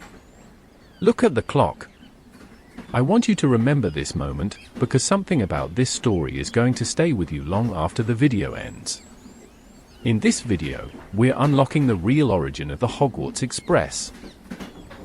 The secret ministry mission that built it, the ghosts that haunt it, the curses that nearly derailed it, and how the train itself might actually remember the students it carries. And before you get too comfy or drift off, hit like now to help more people find this story. Trust me, you're not going to want to forget what you hear today. Now grab your trunk. Watch the barrier. We're boarding the train that built a school, and maybe saved it. The year was 1827, and the wizarding world was in chaos. Every September, the Ministry of Magic found itself frantically dispatching obliviators across the British Isles, erasing the memories of Muggle bystanders who had witnessed inexplicable flashes of green fire erupting from chimneys, winged carriages weaving between clouds, or, on one especially disastrous occasion, a herd of centaur messengers galloping across the Yorkshire Dales carrying first year's trunks. This was not how Albus Wintle, head of the Department of Magical Transportation, had envisioned the modern age of magical travel. His tea had gone cold again, untouched for the 3rd time that morning, as he stared at the stack of parchment detailing transportation incidents from the latest Hogwarts intake. A portkey had gone off half a minute too early, sending 2 slithering girls spiraling into the underground cellars of Honeydukes. A thestral-drawn carriage had overturned after a second year insisted on casting a levitation charm mid-flight. Worse yet, a young Muggle-born boy from Belfast had ended up trapped in a malfunctioning flue connection, spinning endlessly between 2 fireplaces in Glasgow. Wintle let out a long sigh and turned to his window. Diagon Alley bustled just beyond the soot streaked glass, but even its familiar cheer couldn't distract from the problem plaguing British wizardry. Hogwarts was simply too far, and too many children were arriving by far too many magical methods. In the adjacent office, Evangeline Orford, senior enchanter of magical innovations, was already drafting her proposal. Her quill moved in clean, precise strokes, sketching diagrams of locomotion runes and concealment charms that could render an entire train invisible to Muggles. She had long believed that if Muggles could move hundreds of passengers through countryside and city in a single machine of steel and steam, then wizards, surely, could do it better. And safer. But hers was a radical idea. Wizards distrusted Muggle inventions. Trains, to the average pureblood patriarch, reeked of soot, oil, and dangerous ideas. To place the transportation of the nation's wizarding children in the hands of a non-magical contraption was unthinkable to many. And yet, it was precisely that resistance Evangeline had prepared for. She stood now before the Wizengamot, facing a semicircle of robed figures who watched her with unreadable eyes. The courtroom thrummed with faint magic, the echoes of ancient enchantments clinging to the carved stone. "We are not suggesting integration with Muggle society," she said clearly, holding her scroll aloft. "We are proposing innovation under cover of enchantment. A self-contained, ministry-controlled, magically shielded railway system based on a Muggle engine, yes, but modified to the highest standards of magical concealment." A ripple of murmurs spread through the chamber.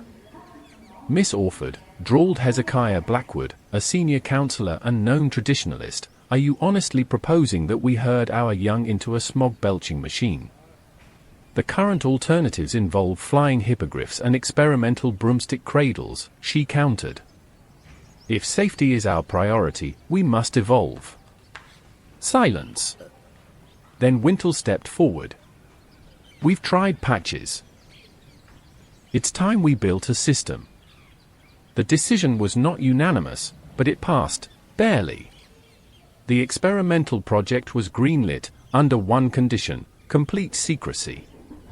The Muggle government could know nothing. Not even the train engineers. Construction began under the pretense of a private rail company. The site was chosen for its remoteness, a valley near Crewe, shrouded in natural fog and laced with protective enchantments dating back to Druidic times. Here, Muggle workers assembled the body of the train, supervised discreetly by witches and wizards under Polyjuice potion. At night, the magical team worked their enchantments. Runes of expansion were etched beneath floorboards to accommodate shifting corridors. Displacement charms bent geography, allowing the train to reach a castle in the Scottish Highlands within hours. And at the train's very heart, a magically reinforced boiler hummed with phoenix feather embers and an ancient stabilizing spell whispered into its casing by unspeakables from the Department of Mysteries. The train was unlike anything the wizarding world had seen. It gleamed deep crimson beneath its spells, its sides polished to a mirror-like finish that shimmered under the wand light. It had 12 compartments per carriage, a sweet trolley charm to never run out, and a subtle enchantment that caused time to bend slightly within, enough that even latecomers would never miss the start of the term. But the greatest secret of all was platform 9 3/4. Orford, ever the innovator, devised the platform as a meeting point between magical and Muggle realities. Hiding in plain sight at King's Cross, it could be accessed only by wizards who walked through the barrier with intent. To Muggles, it was just an ordinary wall.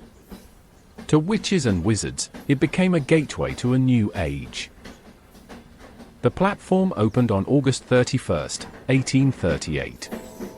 The train stood waiting. It emitted no steam, no screech of iron on track, only a soft hum of magic held in perfect tension.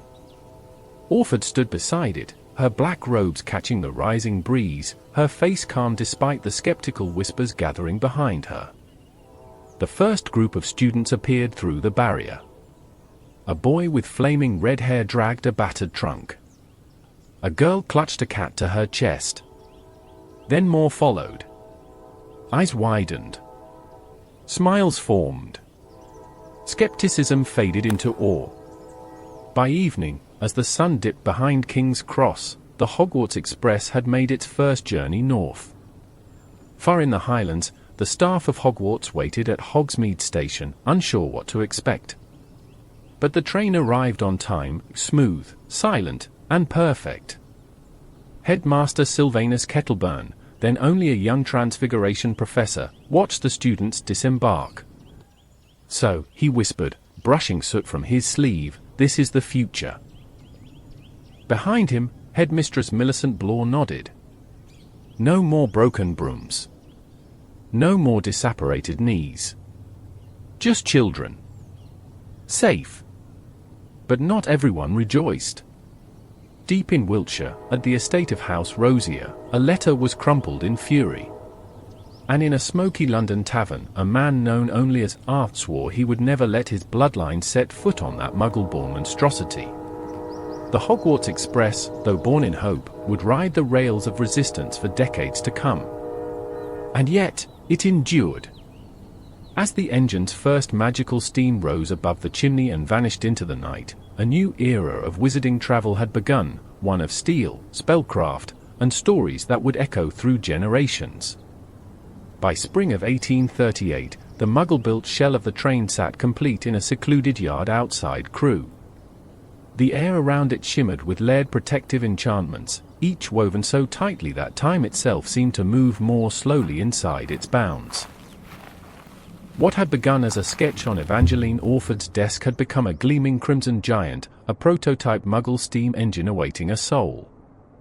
But what Orford and the Ministry had constructed was not yet a Hogwarts Express. It was still a shell, a marvel of muggle engineering, yes, but inert. Lifeless. What it needed now was enchantment, and that meant drawing on magic far older and more unpredictable than many dared to channel. They called in the unspeakables.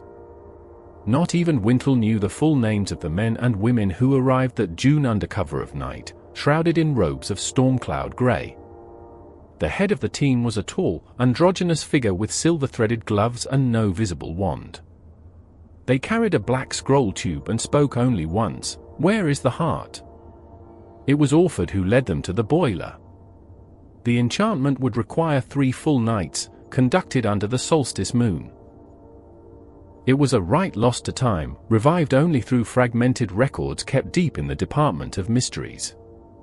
The core of it was the Vinculum Arcanum, a binding spell used only on magical artifacts intended to outlive their creators. It required a nexus of ley lines, a vessel of intent, and a source of primal magic. They had the ley lines. Crewe stood on a confluence older than Roman Britain.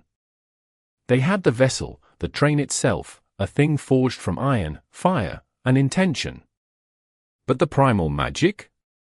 A phoenix feather. Donated, reluctantly, by a bird that had once belonged to a young Albus Dumbledore's ancestor, Persephone Dumbledore, an eccentric transfiguration theorist. The feather was suspended in a sphere of crystal above the engine's core, wrapped in a protective shell of shimmering charms. At midnight, the ritual began. From the scroll tube came words not spoken in 1,000 years. They echoed off steel and stone, making even the muggle rails vibrate faintly. The unspeakables stood in a wide circle, wands drawn in silence. The train glowed red, then gold, then violet as magical circuits engraved beneath the plating surged to life. The vinculum took hold. For one impossible moment, the train screamed, not aloud, but in the magical ether, a high-pitched ripple that made every wand in a 5-mile radius hum. Its voice joined the world's hidden song. Wizards in faraway towns woke from sleep. Centaurs in the forbidden forest turned their ears toward the north. The Hogwarts Express had become more than metal. It had memory.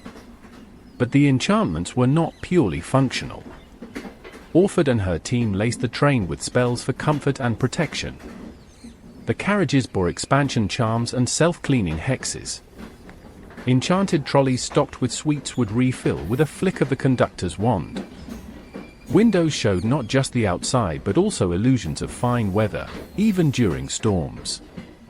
More importantly, safety spells were layered like lacquer. Temporal cushioning, a mild distortion field made collisions nearly impossible, subtly bending time around potential disasters. Cloaking wards prevented muggle detection even at close range, redirecting notice like water off an umbrella. Compartmentalized protection rooms, each carriage could seal itself independently in case of an attack or malfunction. Every enchantment was reinforced with a memory anchor, a magical safeguard to ensure the train would remember its state and self-correct if damaged. Finally, the naming. It was Wintle, of all people, who wrote the name across the engine side with his wand, Hogwarts Express. The letters shimmered briefly, then settled into gold-lined serif script. The train seemed to inhale deeply. A rush of warm air hissed from its vents. "That's it," murmured Orford, her voice shaking. "It's alive." Still, there remained one final test: concealment within the Muggle world. The train needed to appear nowhere on paper and everywhere by magical intent. The Ministry's Misuse of Muggle Artifacts Office collaborated with the Department of Magical Transportation to embed the entire train with displacement glyphs, spells that would allow the train to exist within invisible space. It would operate on Muggle rails, but Muggles would never see it, hear it, or remember it had passed.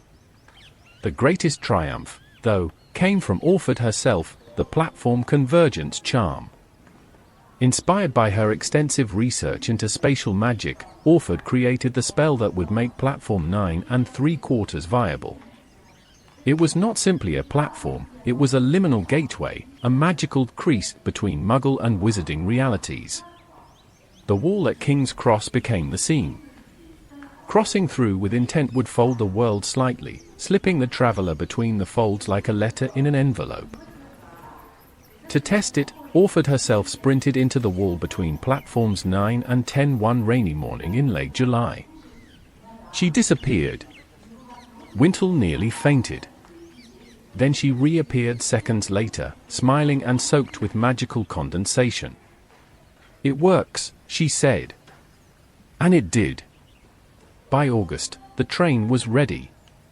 Hogwarts faculty visited in secrecy, inspecting the compartments and noting the spell work. Professor Septimus Kettleburn suggested installing a small enchanted compartment for creatures and pets. Professor Mereable Thistlethwaite tested every charm, her spectacles fogging with delight. And on August 31st, the Hogwarts Express rolled for the first time from its hidden chamber into the magical fold of platform 9 3/4. It whistled, not with steam, but with a magical resonance tuned specifically to the frequency of the Hogwarts wards. It was both a call and a promise: the school would be ready. That night, Orford sat alone in the engine compartment, her hand resting on the now cool crystal housing the phoenix feather. The cabin glowed faintly, more alive than ever. She whispered, "Carry them well." And the train, in its way, seemed to answer, its lights flickering in quiet acknowledgement. The morning of September 1st, 1839, dawned cool and mist-laden, the skies over London heavy with the scent of damp cobblestones and soot. Beneath King's Cross Station, veiled between the bustle of Muggle commuters and ironclad locomotives, a marvel of magical engineering waited in perfect stillness, the Hogwarts Express. Platform 9 3/4 was hidden in plain sight, its shimmering boundary humming faintly as Ministry officials, cloaked in civilian garb, patrolled the station. Above the roar of Muggle trains and the clatter of luggage trolleys, the air on the magical platform was tense with expectation. Evangeline Orford stood at the foot of the train, her ministry robes pristine, her expression unreadable. She held a clipboard, though she scarcely looked at it, her eyes fixed on the barrier as the first wave of students approached. From the Muggle side, they appeared to vanish into the stone wall, one by one, pairs of parents and children hurtling through the hidden seam in reality. From the magical side, they emerged with laughter, surprise, and wide-eyed wonder. The crimson engine loomed before them, its polished sides glinting in the morning haze, letters inlaid in gold, Hogwarts Express. The magical train, now thrumming with dormant energy, exhaled a slow hiss of warm, perfumed steam as the children boarded. Wizards and witches clustered in quiet awe. For most, this was their first glimpse of the enchanted marvel whispered about in the Daily Prophet and discussed in hushed tones in tea parlors and apothecaries. For others, particularly those with pure-blood heritage, it was a bitter pill, a symbol of unnecessary mingling with Muggle technology. Among the latter stood Alistair Black, his expression sharp beneath a black bowler hat, arms crossed as his young cousin prepared to board. "This is folly," he muttered to no one in particular. "A Muggle engine dressed in spells. My ancestors travelled by enchanted galleon through the sky, not in iron coffins." The conductor, a squat, cheerful wizard named Grimble Bunch, blew a gleaming brass whistle. It sang a single, high-pitched note across the platform, and the doors to the carriages slid open with an audible click. The students, ranging from wide-eyed first years to smug fourth years, scrambled aboard with chatter and dragging trunks. At 10:56 a.m., the doors closed. At 10:59 a.m., steam hissed softly from beneath the engine. And at 11 a.m. sharp, the Hogwarts Express rolled forward for the first time. Inside, the ride was like nothing the children, or their families, had ever experienced. The carriages were warm and brightly lit, charmed to smell faintly of cinnamon and parchment. The seats cushioned themselves to each passenger. Charms whispered around the ceiling created subtle skies, reflecting the countryside's passage in soft magical illusion. In the third carriage, a nervous muggle-born named Gregory Fensworth sat wide-eyed beside a half-blood girl who explained that the trolley would soon arrive with all the best sweets, chocolate frogs that jump, you'll see. She was right. The trolley which came down the aisle with a smile as wide as her hat, distributing confections in exchange for sickles and nuts with mechanical grace. But not everything was well. At the halfway point, just as the train curved along a bend near the Peak District, the ambient hum of magic faltered. A shudder passed through the train. Inside the engine compartment, Grimmauld Bunch blinked as the pressure gauges fluctuated. Then came the shriek. It wasn't mechanical. It was magical. An echo in the ether. Something was interfering with the train's ley line stabilizers. Alarms activated, an ancient bell began to toll rhythmically through the compartments. Runes etched into the windows pulsed red. In the distance, a dark shimmer spread across the tracks like spilled ink. A curse lay directly across the rails. Someone had tampered with the route. Back at the ministry, warning glyphs flared to life on Evangeline Orford's wall. She didn't wait for orders. Apparating to the scene, alongside 3 Aurors and a retired Professor Marchbanks, she arrived on a bluff overlooking the train just as the disturbance came into full view. Standing on the opposing track, arms outstretched, was Alistair Black, his wand pointed directly at the rails. Ancient curses spiraled from his fingers, obscurus-rooted magic meant to displace magical objects from space. He meant to vanish the train mid-motion. He never got the chance. Professor Hortensia Marchbanks, small and stern, stepped forward from behind a thicket of brambles, lifting her wand without a word. A spiral of flame, phoenix-shaped and searing white, burst from her wand. Alistair shouted, ducked, but the curse was deflected. He was disarmed and stunned before he could cast again. A moment later, Orford raised both hands and spoke the Ancorus Maxima, the emergency stabilizer charm woven into the engine's binding spells. It pulsed through the ground like a heartbeat, and the Hogwarts Express shuddered, but did not derail. The ley lines adjusted, rerouted by magic older than any blood feud. The train surged forward once more, restabilized. The children inside never knew how close they'd come. That evening, as the express pulled into Hogsmeade Station, the sky above burned gold with late summer sun. Hogwarts Castle loomed. Cart had changed into a buffet of roast chicken and treacle tart for no reason at all. They laughed, jostled, smiled. Headmistress Millicent Blore, flanked by Professors Kettleburn and Thistlethwaite, watched as each child stepped onto the platform. The express, she whispered to herself, has earned its name. Behind her, Orford arrived quietly, having taken a private flue to the station. Her robes were scorched at the edges. Her wand hand trembled. But when she saw the train, intact, breathing its low magical hum, she allowed herself a rare smile. Carry them well, she repeated. And the train, as if listening, gave a low, sonorous whistle. A sound like memory and magic. Like a promise kept. The year was 1892, and the Hogwarts Express was now a fixture of magical life. Generations of witches and wizards had boarded its warm compartments and watched the Muggle world fade into the countryside, enchanted trolleys rattling past with promises of pumpkin pasties and cauldron cakes. It was tradition. It was comfort. It was safe. So when the dining car door slammed shut on its own, and stayed locked for the entire journey on the 1st of September, it sparked more than curiosity. It sparked fear. It began with fog. Not the gentle wisps common on Highland mornings, but a dense, unearthly fog that seeped in through the cracks of the train's ornate windows, curling around boots and swirling across compartments like ink dropped in water. In carriage 7, a Ravenclaw 5th year named Agnes Blythe looked up from her copy of Magical Mechanisms of the Modern Era and frowned. Did the wards drop? She asked aloud, but her classmates only shrugged. In the next compartment, a first-year Muggle-born named Daisy Pindlehook watched with wide eyes as her chocolate frog leapt from its wrapper and vanished mid-air. A moment later, the room grew cold.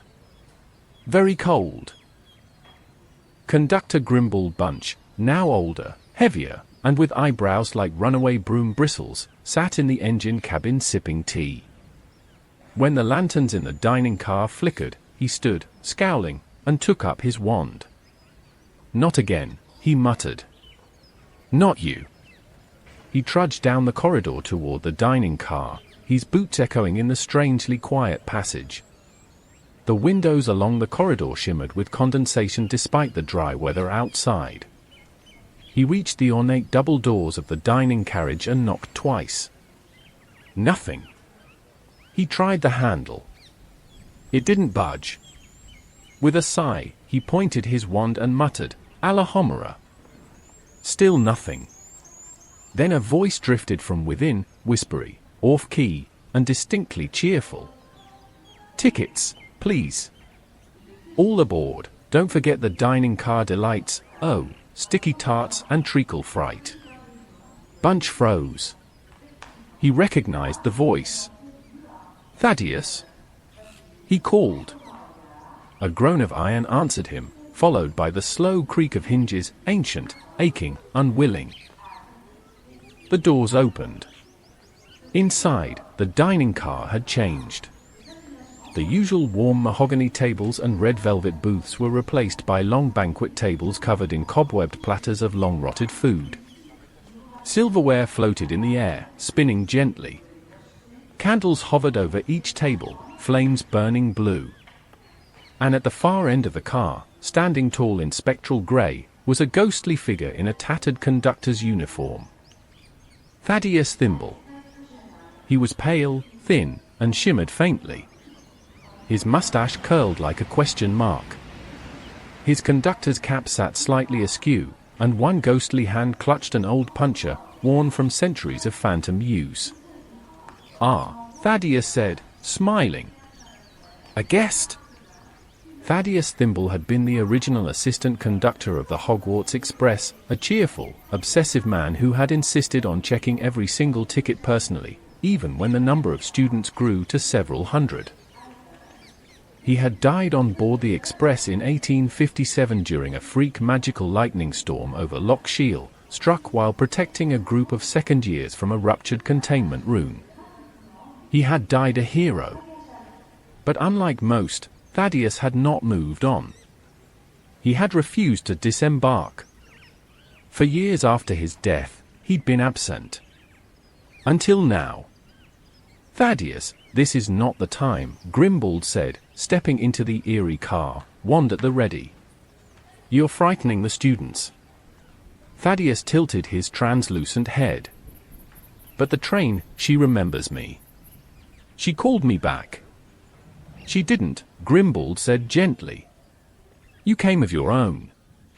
"You're welcome, but this," he gestured around at the cold, the fog, the floating utensils.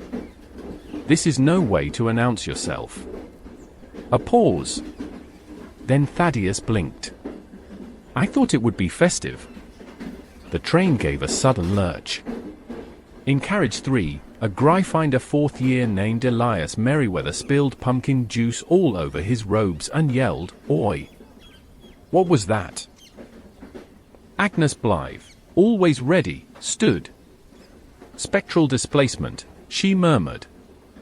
The ghost is integrated into the core wards now. We're sharing magical pressure. Back in the dining car, the temperature dropped again. Grimble took a step forward. Thaddeus, he said slowly, do you want to stay? The ghost considered. I never left. Then stay. But do it properly. Thaddeus nodded solemnly, and with a wave of his ghostly hand, the rotting platters vanished. The blue candle flames warmed into golden glow. The tables reappeared, clean and set. Even the cobwebs folded into nothingness like paper in firelight. The fog dispersed. And Thaddeus Thimble took his place beside the trolley which, holding out his ancient puncher and beaming with pride. Tickets, please, he whispered. The news of the haunting spread quickly through the school, and by October, students looked forward to seeing Old Thimble at the start of each journey. Some claimed he could predict what Hauser first year would be sorted into just by glancing at their trunk.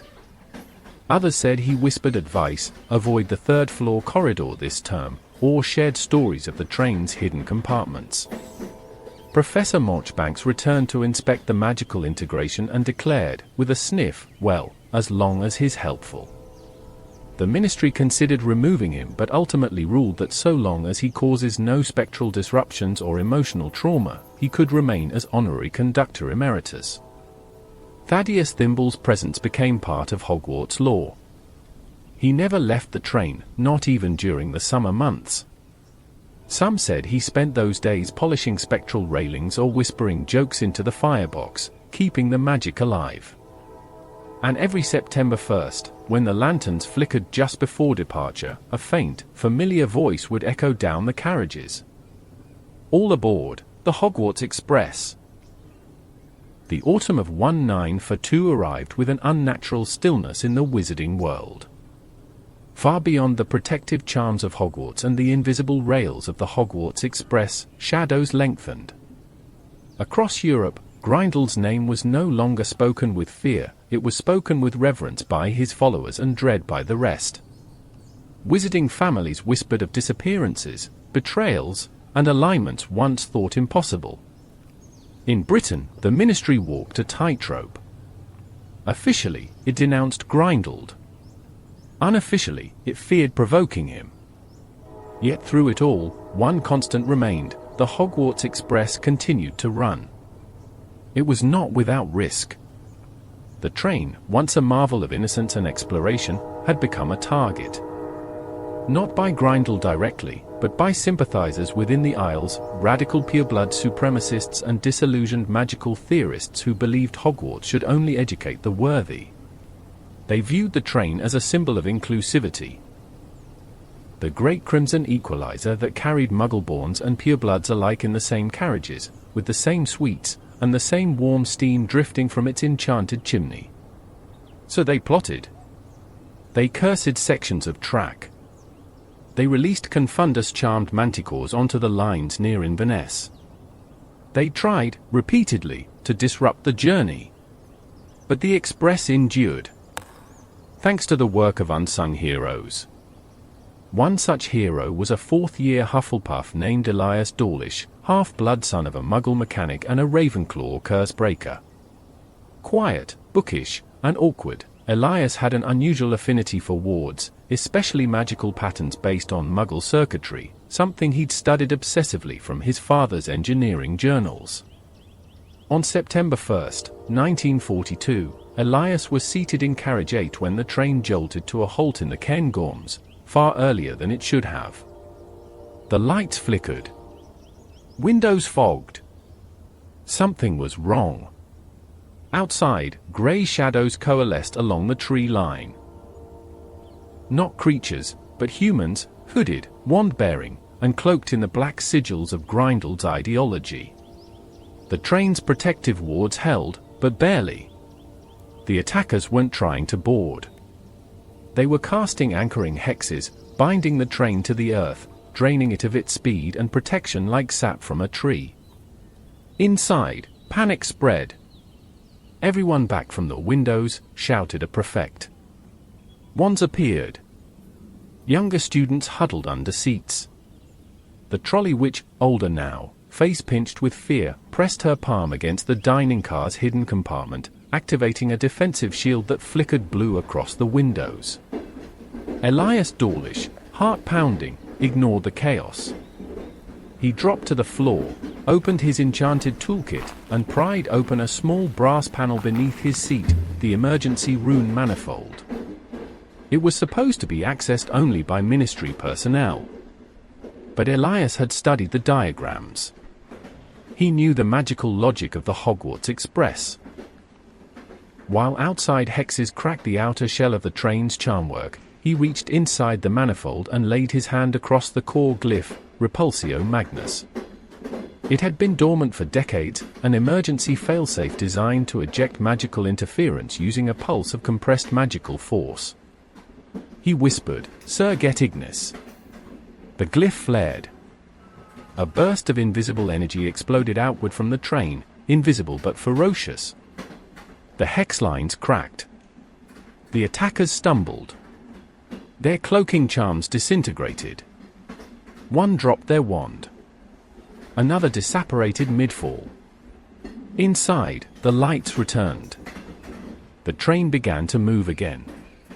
Elias collapsed backward, exhausted but grinning. He never took credit. But by the time they reached Hogsmeade Station, the word had spread. And though the ministry covered it up, calling it a minor weather anomaly, the students knew. And Hogwarts awarded him a Medal of Magical Merit at term's end. That incident was one of many. In 1944, a Dementor swarm crossed the rails near Fort William. The train, thanks to wards renewed by Professors Dippet and Dumbledore, withstood their chilling presence. A trio of sixth-year Gryffindors cast simultaneous patronuses from opposite carriages, forming a protective corridor of silver mist. In 1945, during the Battle of Nurmengard, the Hogwarts Express was rerouted through Wales for the first time in its history. Its journey slowed but never stopped. A Muggle-born girl from Cardiff later wrote in her diary, "The train felt sad that day. Like it knew something big had ended. But also, like it was proud." In those years, the Express became more than transport. It became sanctuary. Headmaster Dippet began a tradition of greeting students at the station personally. The train staff added extra compartments for privacy, counseling, even, briefly, a traveling owlery for students worried about families abroad. And within the walls of the carriages, something else stirred.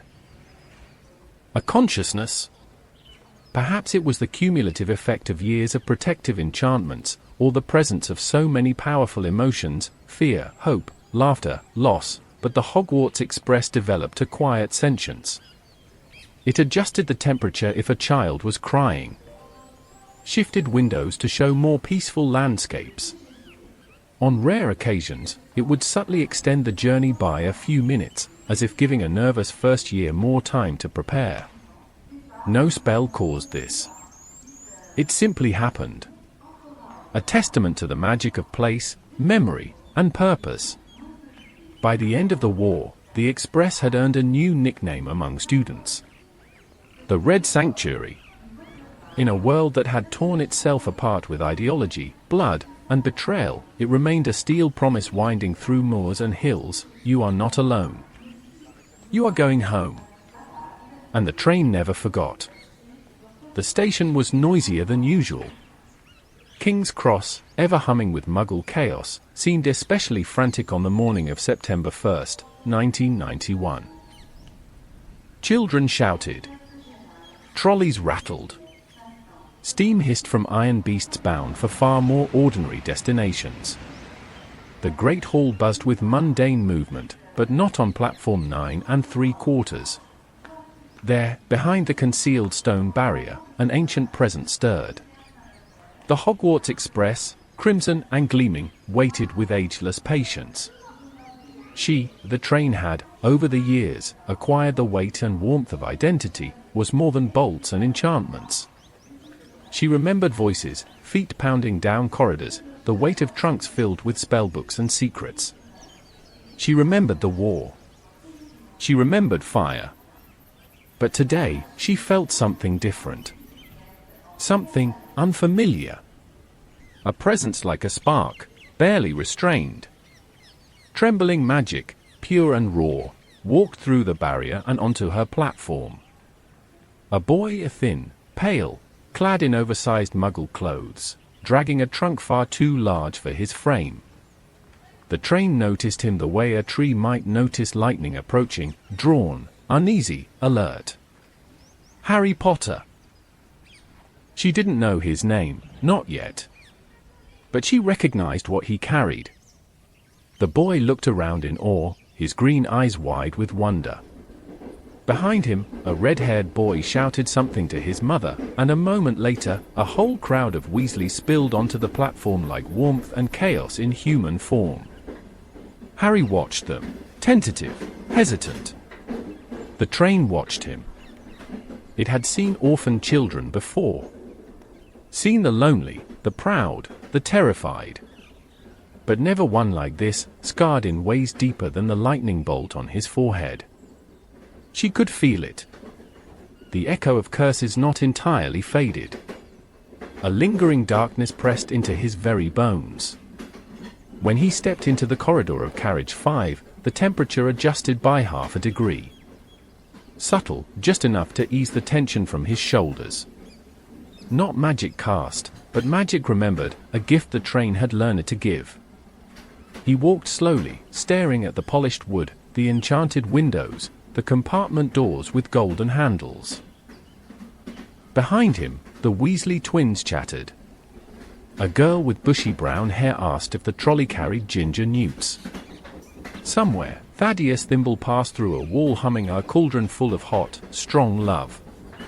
And then, "Can I sit here?"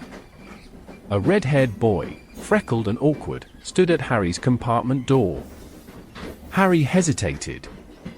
Sure. The Express, observing quietly, shivered with certainty.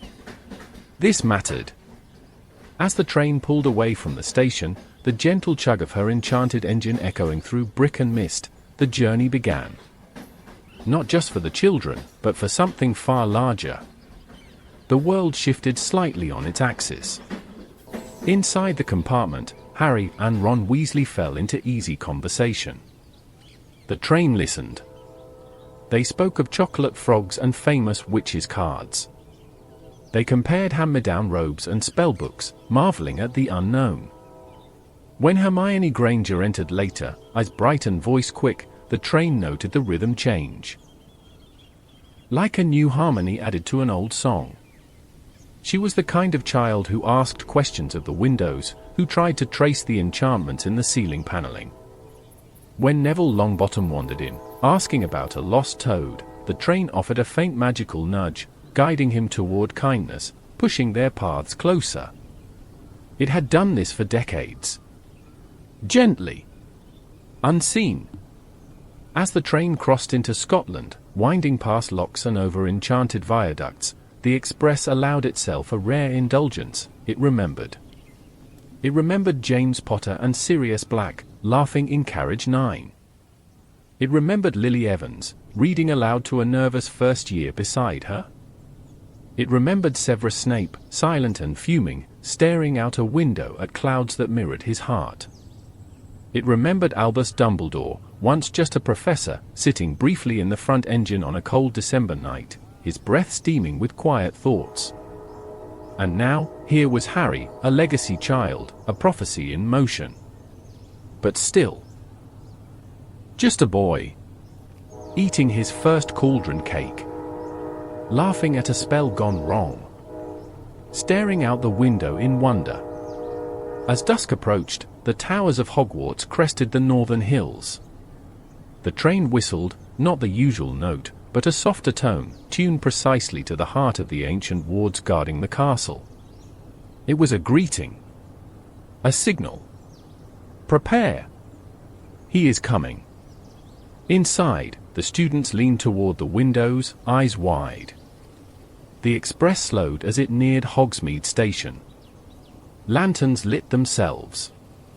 A gentle heating charm bloomed through the carriages, warding off the Highland chill. When Harry stepped off the train, his boot touched the stone platform, and the magic of the castle reached for him. He didn't know it. Couldn't feel it. But the express did. As the doors closed and the train began its slow return to dormancy, she exhaled once, a plume of golden steam rising to the stars. A memory added itself to her metal bones. A boy with a scar. The one who came quietly and would change everything. A memory added itself to her metal bones. A boy with a scar. The one who came quietly and would change everything. But even as Harry's footsteps echoed off the stone platform, the express did not let go of the moment. She lingered in presence, her frame cooling, her magic dimming, her wheels slowly ceasing their roll. This pause, brief and unnoticed by students, was her private ritual. A holding of breath, of memory, of meaning. The platform emptied quickly. Luggage was whisked into enchanted carts. First years were guided by a half-giant who smelled of earth and kindness. The others marched toward carriages pulled by beasts not yet visible to their young eyes. And still the express watched. She felt it, the echo of prophecy clinging to Harry's robes like invisible mist. But prophecy was not her language. She dealt in moments, in weight and warmth and the unspoken language of transition. The first tears of a homesick 11-year-old. The breathless kiss behind a fogged window. The silence of loss carried on return trips after war. Harry's presence had added a new note to her song, a quiet thread of inevitability that hummed against her walls long after he was gone. In the engine room, the last of the glowing embers within the magical firebox dimmed. A faint echo of phoenix feather warmth faded to amber. The control panel runes slid into dormancy, their light sinking into the brass plates like fireflies retreating for the night. Outside, the mist deepened. The Hogwarts Express was alone again. But not lonely. Inside carriage 5, still scented faintly of treacle and peppermint, something curious occurred. A chocolate frog card, forgotten on the windowsill, began to flutter. Not from wind. From resonance. The portrait of Albus Dumbledore inside glanced up, as if he too had noticed the shift. His eyes met the train window. "Ah," he whispered. "So it's begun." And then he winked, yes, quite definitely winked. And vanished from the card, leave. The safe, flickering lanterns. And now, added to that vast tapestry of memory, a lonely boy's small smile as he shared his very first pumpkin pasty. A red-haired boy's eager talk of chess and family and spells he hadn't yet mastered.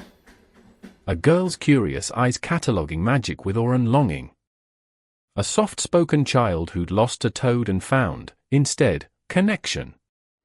Small things. Beautiful things.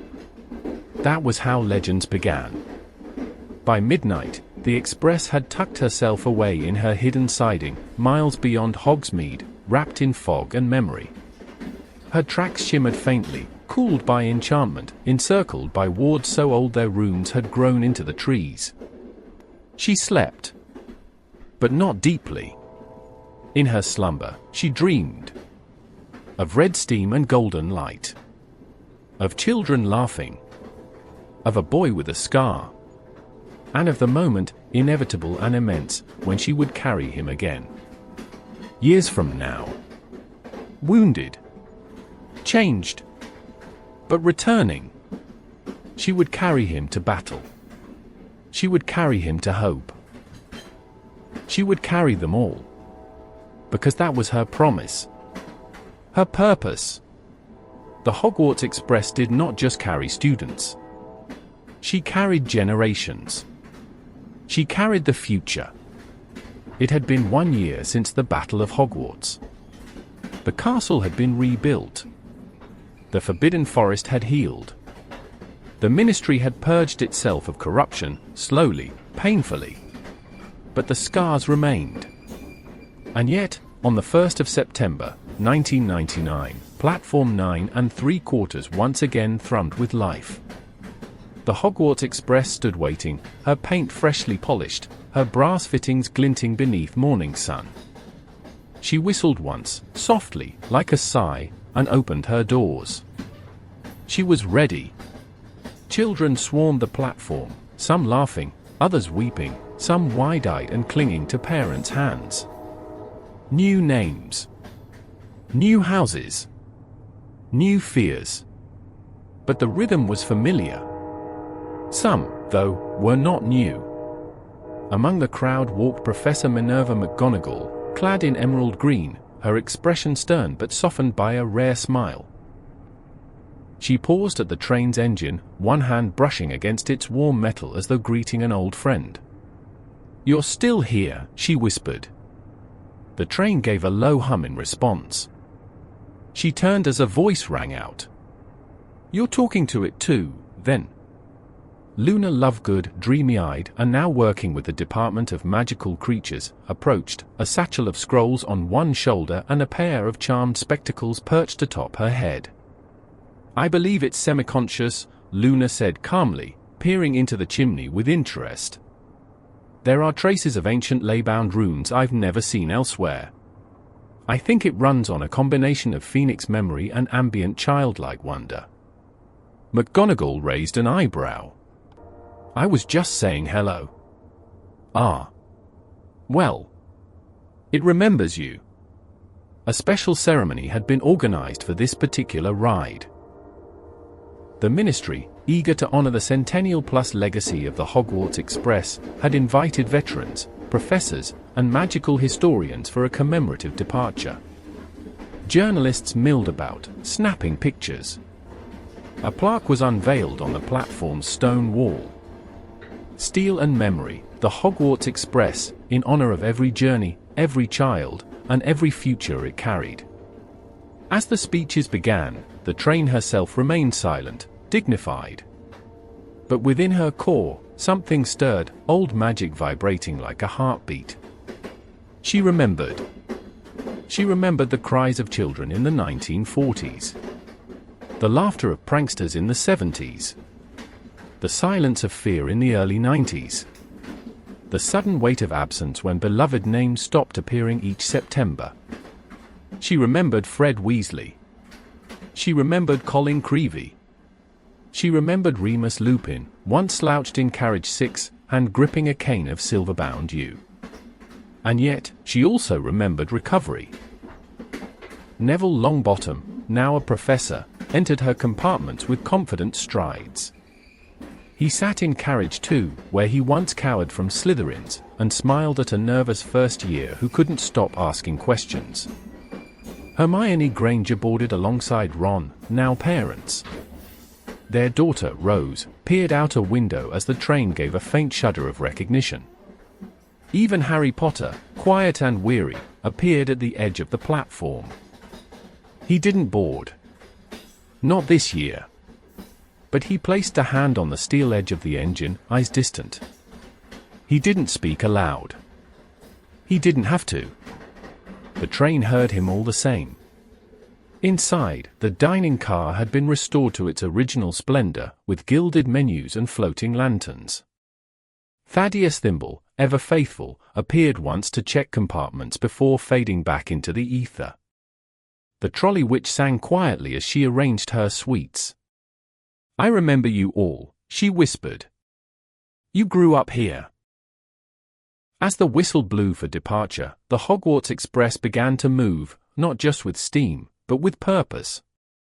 Through the Highlands once more. Across bridges laced with magic. Past forests and rivers and ruins whispered about in textbooks and bedtime tales. Inside the compartments, children wrote letters home. They pressed noses to the glass. Some fought. Some cried.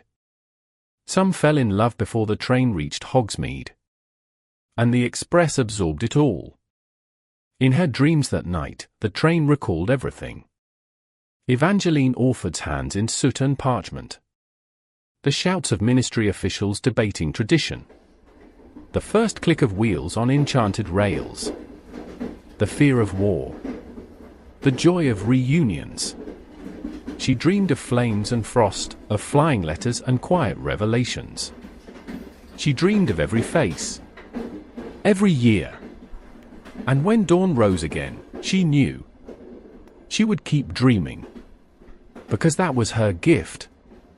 The Hogwarts Express did not simply carry students. She carried stories. And stories, like magic, never truly end. And there you have it, the untold, canon-inspired tale of the Hogwarts Express, from its magical invention under secrecy, to ghostly encounters in the dining car, to the terrifying days of war, and finally, to its enduring legacy as a symbol of hope, memory, and generations of magical journeys. We learned how witches and wizards, desperate for safe transport in the early 1800s, transformed a Muggle steam engine into something alive with enchantment and purpose. We met visionaries like Evangeline Orford, spectral conductors like Thaddeus Thimble, and brave students like Elias Dawlish, all of whom shaped the Express into the icon it is today. But here's the thing, the Hogwarts Express doesn't just carry students. It carries stories. And if you've made it this far into this story, you're exactly the kind of person who wants to keep exploring the secrets of the wizarding world. We know the Express leaves from platform 9 3/4. But in what real-world year did J.K. Rowling first reveal the full backstory of the train on Pottermore? Drop your answer in the comments below. I'm watching for the clever ones. And hey, if you enjoyed riding along through the lore today, don't forget to subscribe for more magical deep dives. I've got plenty more where this came from, unsolved mysteries, magical inventions, character breakdowns, all the juicy bits buried in the books and beyond. If this ride through wizarding history gave you chills, you'll love the one where we crack open the mystery of Harry Potter's diary. That one's linked right here on the end screen.